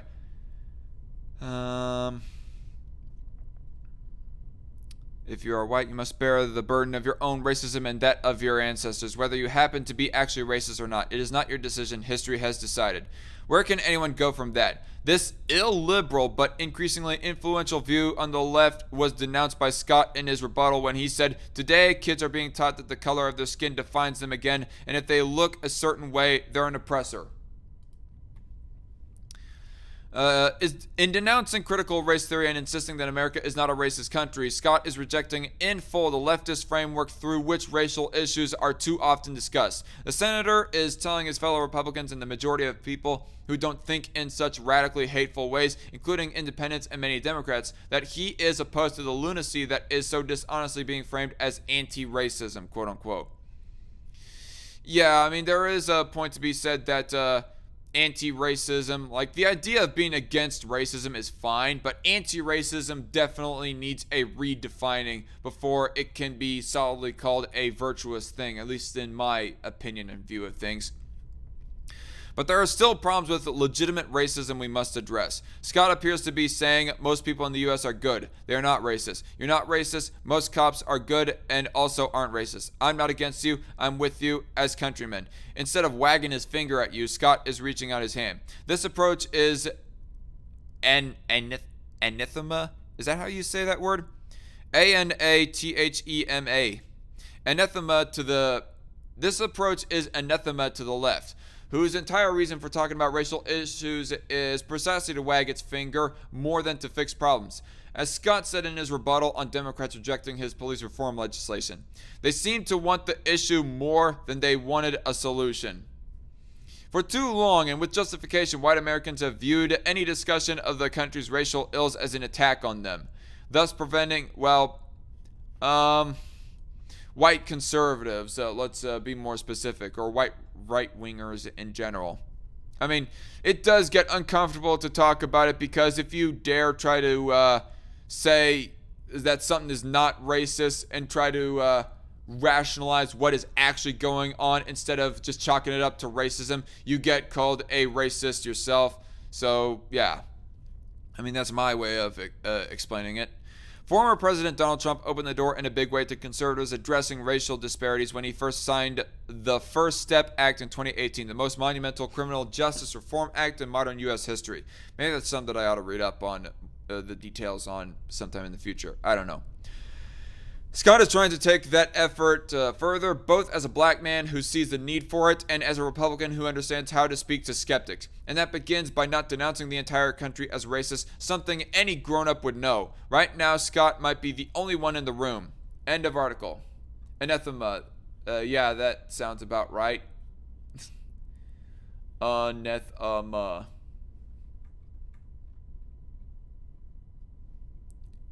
Anyway. I'm going to try to be a good mod, says Red Feather, right? Oh, thanks, Red Feather, for the effort there.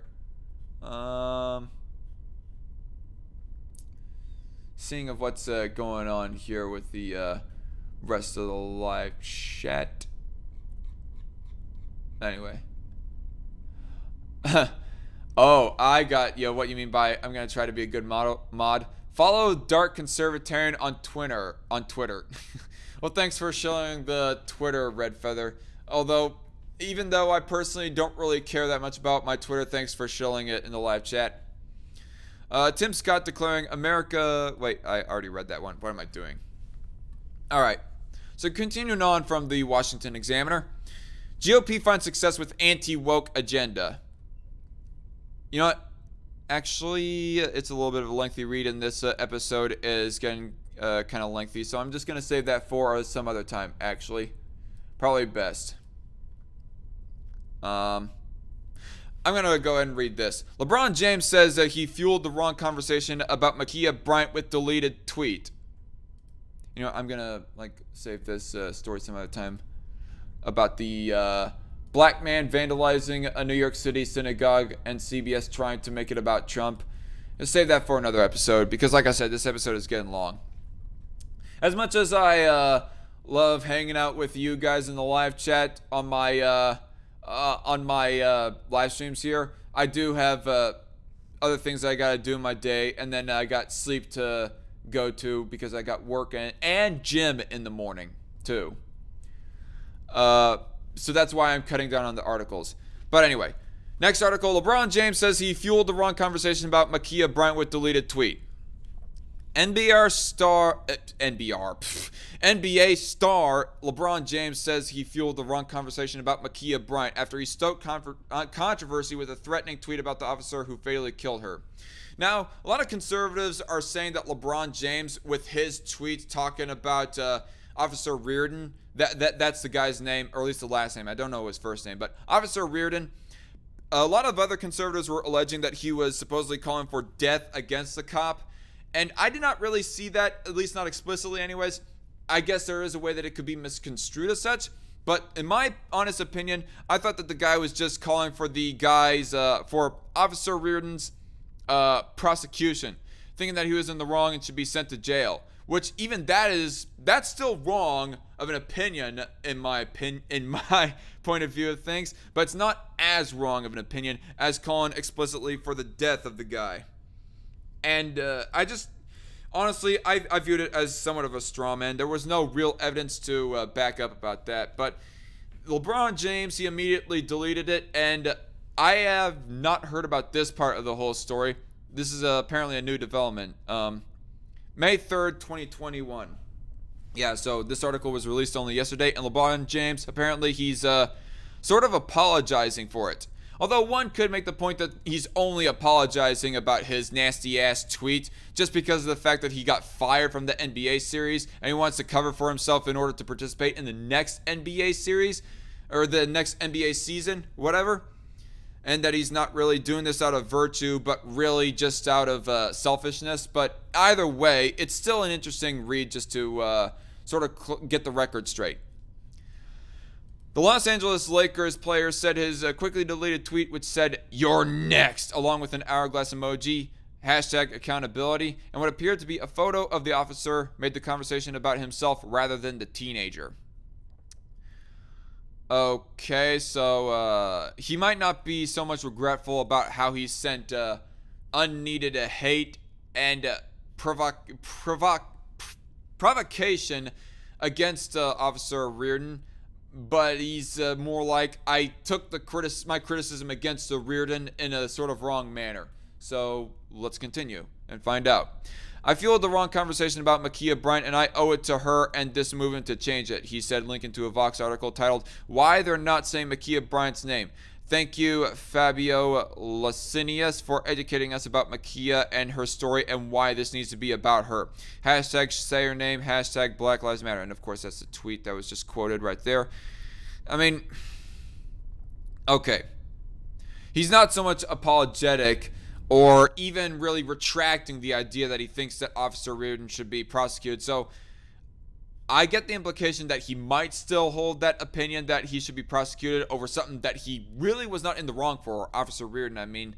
But he's just all like, I tackled the wrong side of this issue. James's tweet, which seemingly threatened the officer for shooting Bryant, who was seen carrying a knife on police body camera footage, was widely criticized. Former President Donald Trump called the tweet divisive, and the Los Angeles Police Department union sent a letter urging the NBA to investigate the tweet for threatening an officer. Other officers have mocked James or invited him to meet them to sit down for a discussion about police. James deleted the tweet shortly after he posted it because it's being used to create more hate. That's pretty ironic for you because you are creating more hate yourself. You were like intentionally, or at least inadvertently, creating that hate yourself, James. So swallow your own words. I mean, don't just blame the people who are like responding to your tweet. This is ridiculous right here. Those people responding and taking my tweet, they're the ones that are using it to create hate. You created the hate yourself, dipshit. Wake the fuck up. What the heck?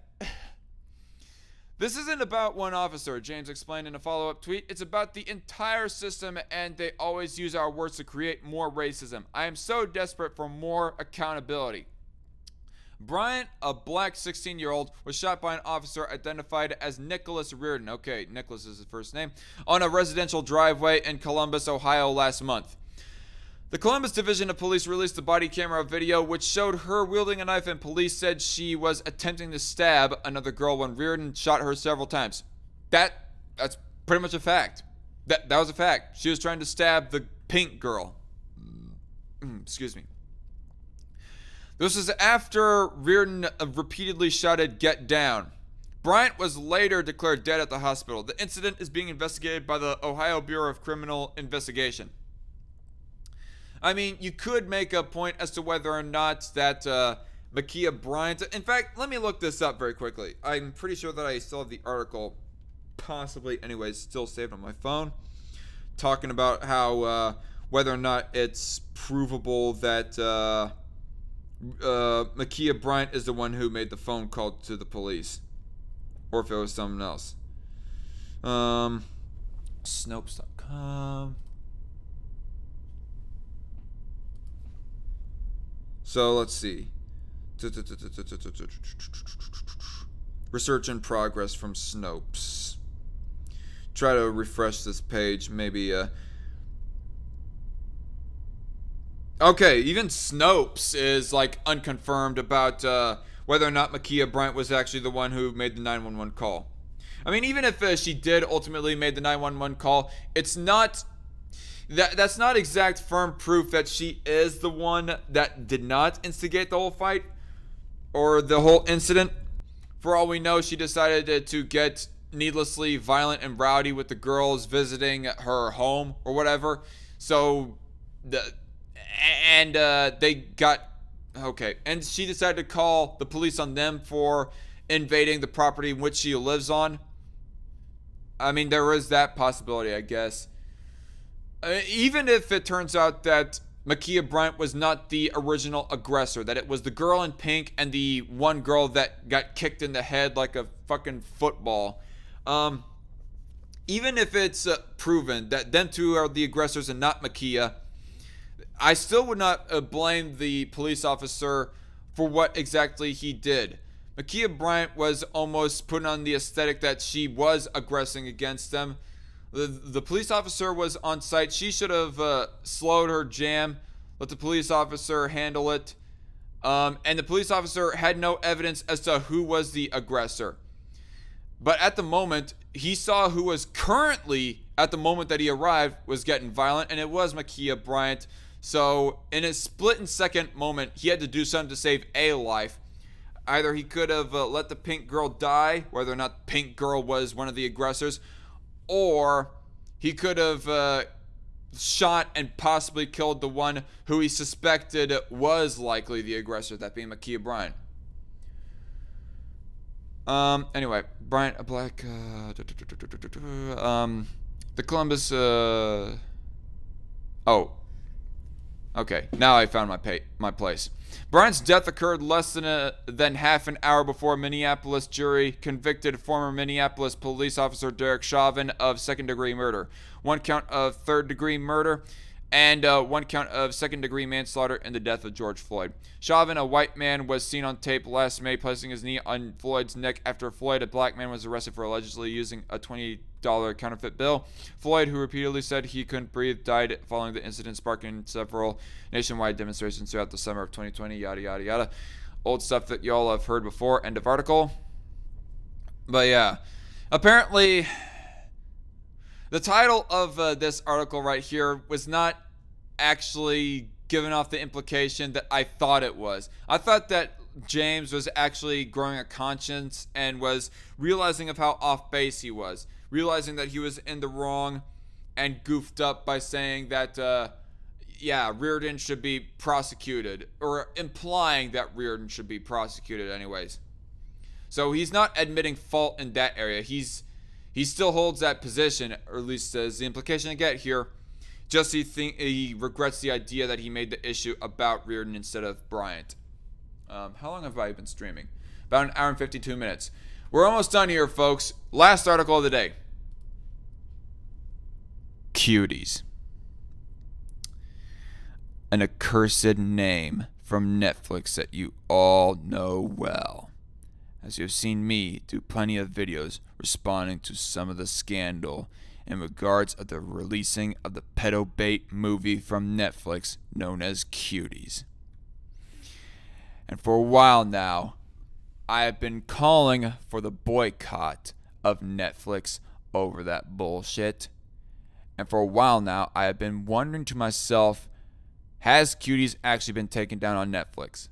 And for the longest time, I haven't been recommended in the algorithm by any videos, not even Critical, aka Penguin01, not even by him have I been recommended in the algorithm videos talking about the update of what's happening to Cuties.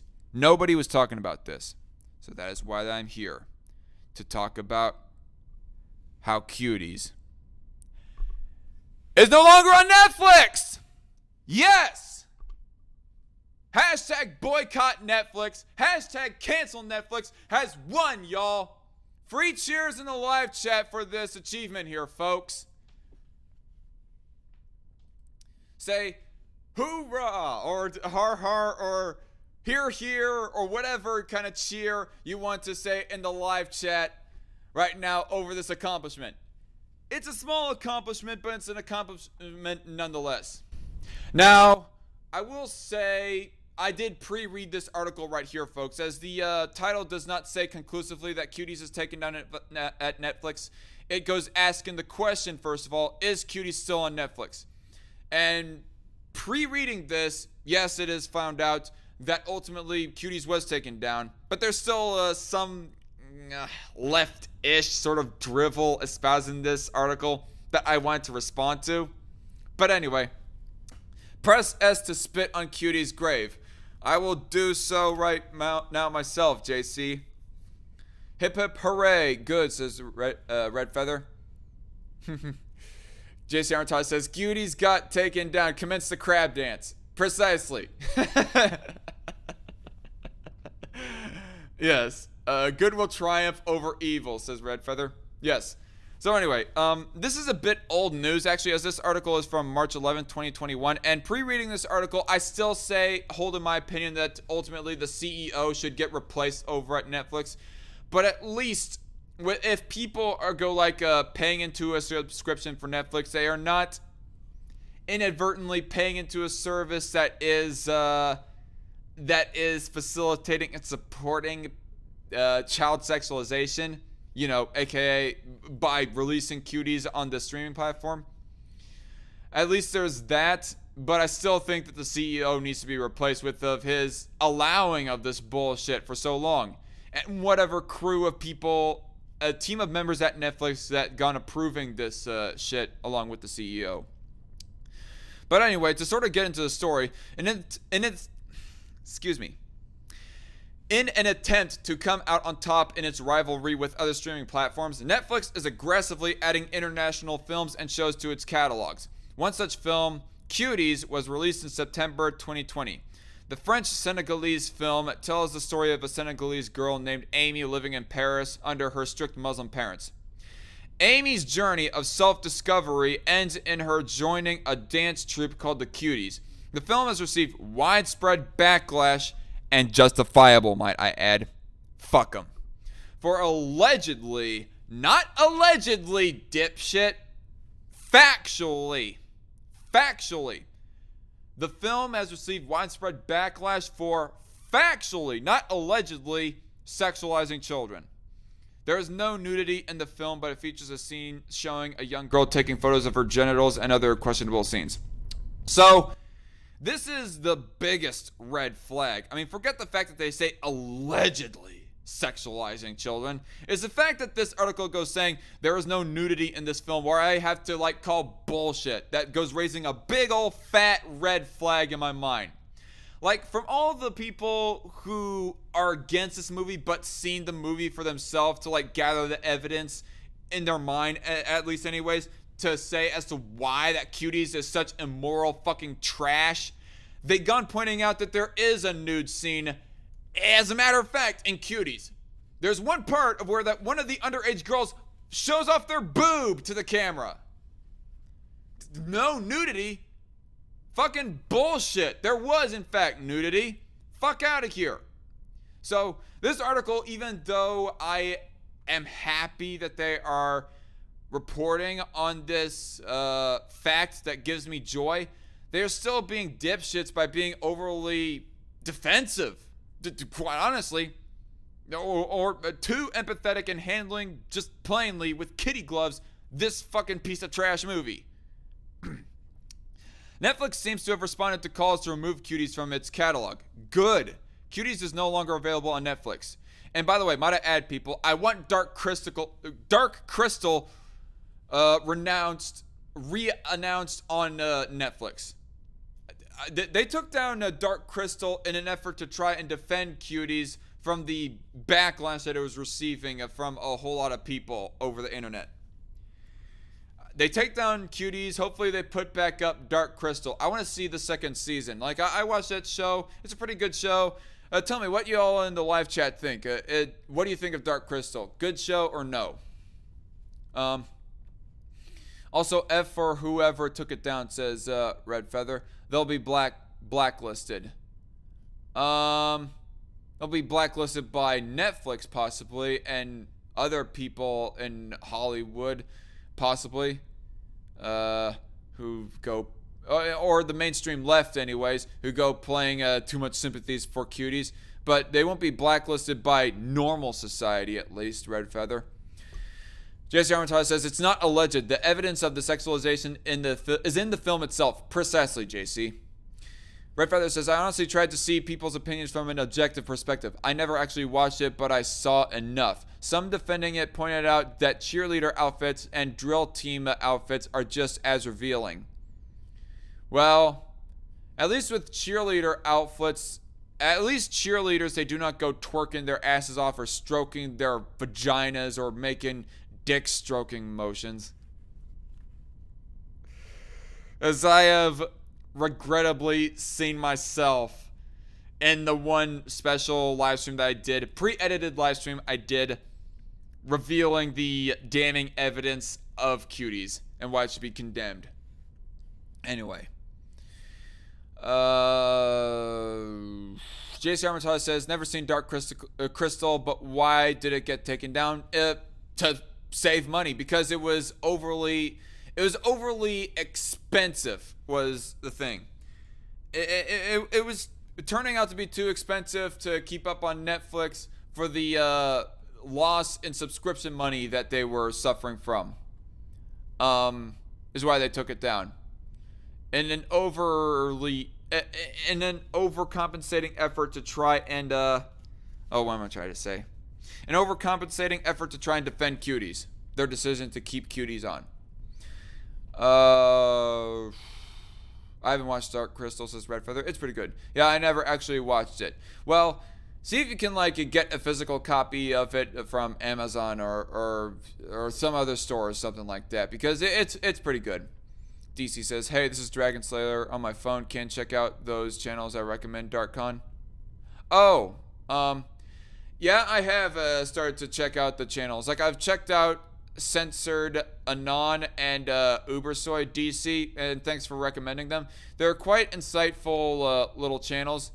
I mean, Ubersoy in particular, he made a response to that one spooky, scary socialist guy who gone saying, supposedly debunking anti-communist arguments. Hey, DarkCon, what's up, Red Feather? Why trying to get my my attention? She also says, I understand the undertones of the movie, even though I don't agree with the presentation. Right. I mean, the intended message, at least supposedly, in defense of Cuties is that it's actually against child sexualization. Even though, ironically, it literally does it itself in the movie. So, with live action girls, too, being acted and dressed in such a way. So it was quite ironic, and it was self-defeating, and it didn't even matter what the intent was of the movie. The fact that they did it themselves was enough to justify backlash against this movie. JC Armitage says, and I take it the loss in subscription funding was because of Cuties. Exactly, JC.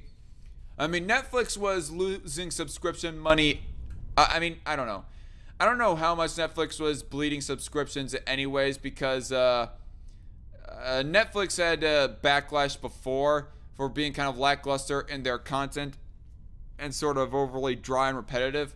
But Cuties was a big blow. I mean, no other piece of drama in their history has struck them as much as the Cuties controversy has to their revenue. Justifiably so, might I add.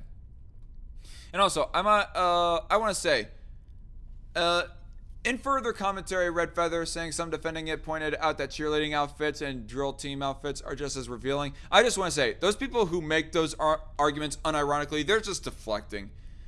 It doesn't matter. Like, yeah, it would be great if beauty pageants, for example, that's one of the other examples that I go hearing people make. It would be great if beauty pageants were to see a defeat, were to be put a stop to. All the little underage 6-year-old girls, etc., being dressed in scantily clad outfits for their age. That should be stopped, but does not distract from the fact that freaking Cuties should be stopped. Oh, Red Feather says, hey, DC. Okay. I gotcha.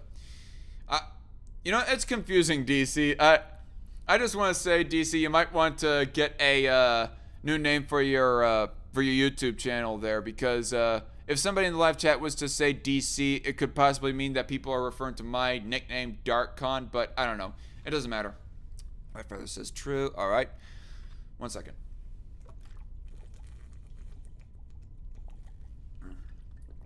I understand, Red Feather, that you're not defending Cuties in any way. I just wanted to respond to you quoting the actual Cuties defenders. Just to clarify the record, people, I am not even suspecting in the slightest bit that Red Feather is a Cuties defender. And she is not in the least bit a Cuties defender, from what I'm reading here. Actually, no, I'm going to just say factually. Hashtag Red Feather did nothing wrong. Hashtag Red Feather is not a Cuties defender. JC Armitage says, LOL, good point there. Oh, thanks. Anyways, Netflix seems to have responded. Anyway, I already read that, actually. Netflix was indicted by a grand jury in Texas for promotion of lewd visual material depicting a child via Cuties. Cuties made its debut at the 2020 Sundance Festival on 23rd January, where it won the directing award. There was no talk about the film being controversial until Netflix released the film's promotional material.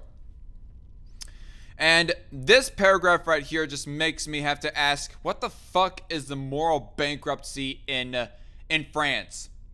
You're gonna seriously tell, or at least imply to me, that in France, where the movie was originally made, and Sundance, the Sundance Festival, I think, is based primarily in France. Who knows? It might be a European-wide sort of festival, but nonetheless, primarily based in France. There was no moral outrage by the populace of France against this movie. I mean, Jay Will is a subscriber of mine, and he has some experience of living in France and whatnot. I wonder what he has to say about the moral bankruptcy of France. I mean, if there really is such a moral bankruptcy from France that they practically condoned this bullshit being Cuties. Now, Jay Will, I suspect, is totally against Cuties. But I just wonder what he has to testify. Is this really true that France, the populace of France, seems to be apathetic towards this bullshit? Why? I mean, maybe there's a more underlying problem with France. I'm just going to be honest. I mean, good thing I don't live in France then, if that is truly the case. Like, fuck. I mean, the fact that it was not being made so controversial in Netflix, that is not exactly an argument, might I say, to the writers here at thenetline.com. That is not a piece of evidence or an argument to say as to why that our vitriol and disapproval of the movie should be watered down.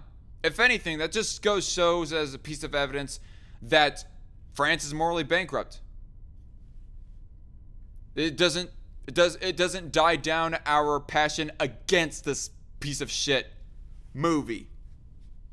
Anyway, the international promotional poster was criticized for sexualizing 11-year-old girls. The entire movie did it itself. So it doesn't matter. The fact that the poster sexualized the children doesn't matter when the movie was doing it itself as well. The Parents Television Council requested that Netflix remove the film entirely, and a petition started on change.org urging people to cancel their Netflix subscriptions. The campaign garnered over 600,000 followers. Hoorah, people. Huzzah.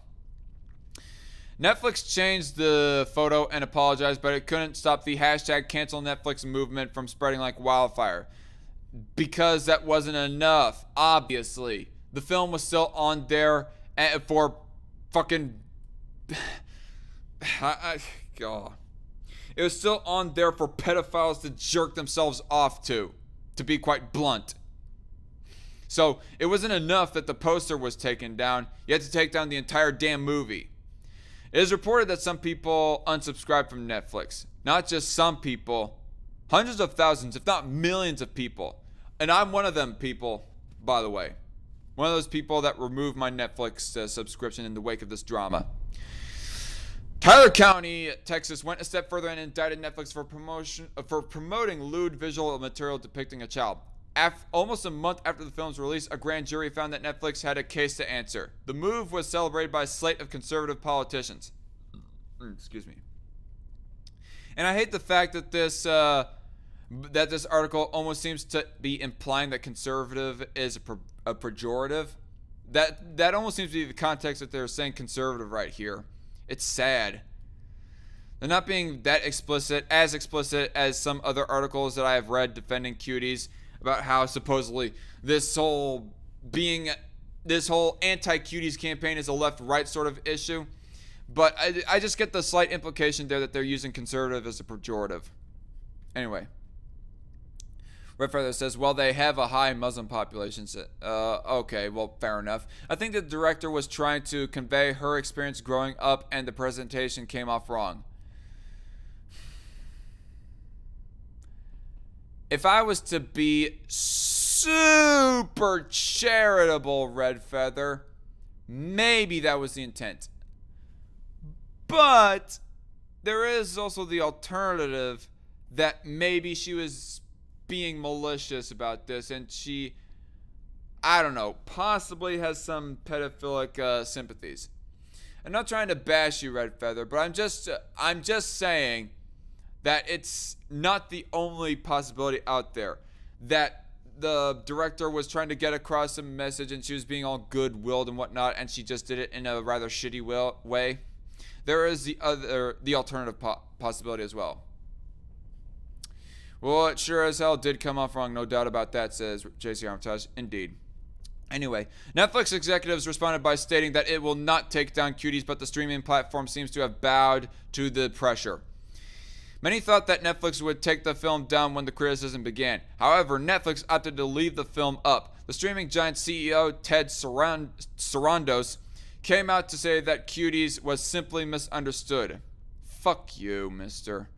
It's a film that is very misunderstood with some audiences, uniquely within the United States. The film speaks for itself. It's a very personal coming-of-age film. That's bullshit, and I'm not going to accept that excuse. You can make a coming-of-age film without sexualizing fucking kids! For the millionth damn time! It's the director's story, and the film has obviously played very well at Sundance without any of this controversy and played in theaters throughout Europe without any of this controversy. I don't give a flying fuck. I mean, people go on all the time about how United States is a unique example of how that it doesn't want to be like the rest of the Western world when it comes to fucking single-payer healthcare or gun control, etc., etc. This is an example of how the United States is not being like the rest of the Western world. Or at least according to fucking CEO of Netflix, Ted Sarandos. And I say, proud to be an American, motherfucker. Proud to be an American. If this was a unique attitude in America amongst Americans, in comparison to the rest of the Western world, well then, proud. American pride, motherfucker. Fuck you, Ted. Fuck you for trying to defend this piece of shit.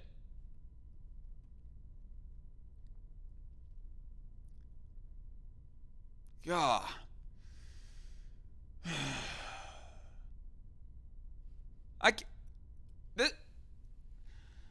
From a business perspective, it's easy to see why Netflix kept the film. Sure, it lost some subscribers due to the hashtag cancel Netflix campaign, but the attention brought to the film by the controversy made Cuties an extremely popular title on the platform. Ultimately, they did financially suffer, so fuck them. However, Netflix seems to have given into public demand as Cuties is no longer on Netflix. Thank Jesus. End of article. Fuck.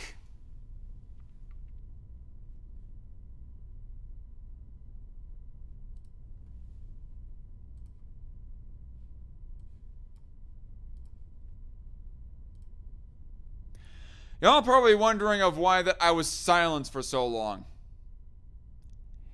It's because whenever I even entertain responding to fucking Cuties, to all the bullshit, fucking psychotic arguments made by all these Cuties defenders, I feel like I lose a little bit of my soul. I literally spiritually and emotionally hurt when trying to respond to this bullshit. Fucking crazy this is. Oh.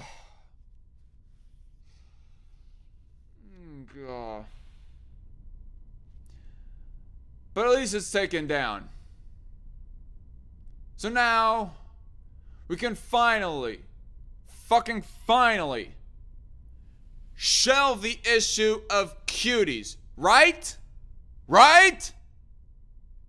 I hope so. Because this fucking triggers me. The talk about Cuties, this fucking triggers me. I think I'm justified in my triggeredness, but all the same, why? Why do people defend this shit? It just utterly baffles me.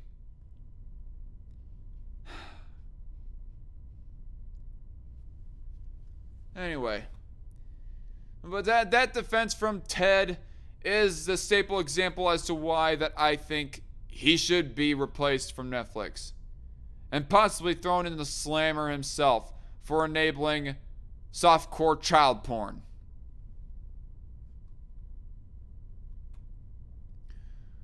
Red Feather says, LMAO, I don't feel you're bashing me, I'm just trying to be fair. And I agree, don't sexualize children, people. Okay, fair enough, Red Feather. Child trafficking is an actual issue, doesn't I think there needs to be a movie about it. Oh, doesn't mean I think there needs to be a movie about it. Well, to be fair, I think there can be movies made about child trafficking. Just don't show the child sexualization going on that goes on within the child trafficking industry. I think it's all well and good to make an anti-pedo movie, to make an anti-child trafficking movie. Just don't literally go doing that bullshit yourself by having real-life underage kids featured in your movie, dressed in scantily clad outfits, doing sexualizing moves and whatnot. Plain and simple. JC Armitage also says, and you don't need to make a movie with literal children twerking to raise awareness about child trafficking. Yep. Just as I said right there. Anyway, I'm tired. I got way too fucking... Well, no. I think my worked upness was probably, for the most part, justified. But for a sane human being, I got too worked up. But I'm not a sane human being, am I? I mean, is anybody who goes tackling all these who goes trying to tackle all these pedophilia arguments and child sexualization arguments, anybody who goes trying to tackle and respond and destroy them, is any one of those people even sane? I mean, the internet is an insane person. I mean, you'd have to go insane to a certain point in order to even entertain responding to this shit. Like, I applaud people who do go on all these anti-pedo activism sort of stuff. I applaud Gage the Doom Guy, or Gage the Loudmouth nowadays. I applaud Cass Warfox for all their activism against pedophilia and whatnot. But it still has to wonder, like, me engaging on this stuff myself, me feeling my own, like, sanity being lost almost, I just gotta wonder, does anyone else am I the only one who goes losing some of my sanity in responding to this? Or is it a typical thing? I don't know. JC Armitage also says, fuck Netflix. I'm so glad that I managed to convince a friend to get rid of his Netflix subscription because of Cuties. He was worried having a Netflix subscription would get him on a watch list. Damn straight. Not that I am saying that people should be put on a watch list. I mean, and I'm not even going to say that anybody who like kept their Netflix subscription. I'm not going to say that you're an outright immoral piece of shit if you kept your Netflix subscription during the heat of this controversy. Like, now that it's taken down, I think it's fine and dandy if you want to get a Netflix subscription now. At this point, now that it's taken down. But when it was existing, even then I would not call you a horrible human being. But I think you're not helping the cause. Quite honestly. That's the nicest way of me putting it. Anybody who like gone paying into Netflix in spite of the Cuties controversy, you're not helping at all. Your apathy is not helping society. Getting worked up about these issues is understandable, said Red Feather. Thank you, Red Feather. When I feel the way you're describing, I listen to Dirty by Granddad. Okay. Anyway, that's the end of the live chat. That's the end of the articles I have to present here. I'm gonna get showered, get dinner, and go to sleep, y'all. Dirty by Grandson is what Red Feather meant. Anyway, but y'all have a good night. I'm going to probably make some clips of this, particularly of me responding to Cuties, and probably upload it as a highlight sometime soon. So stay tuned for that, folks. Anyway. Thank you all for tuning in as long as you have, and yeah. May God have mercy on the souls of humanity for how much it put up with the bullshit that is Cuties. But now hopefully it can all be done. Godspeed, y'all.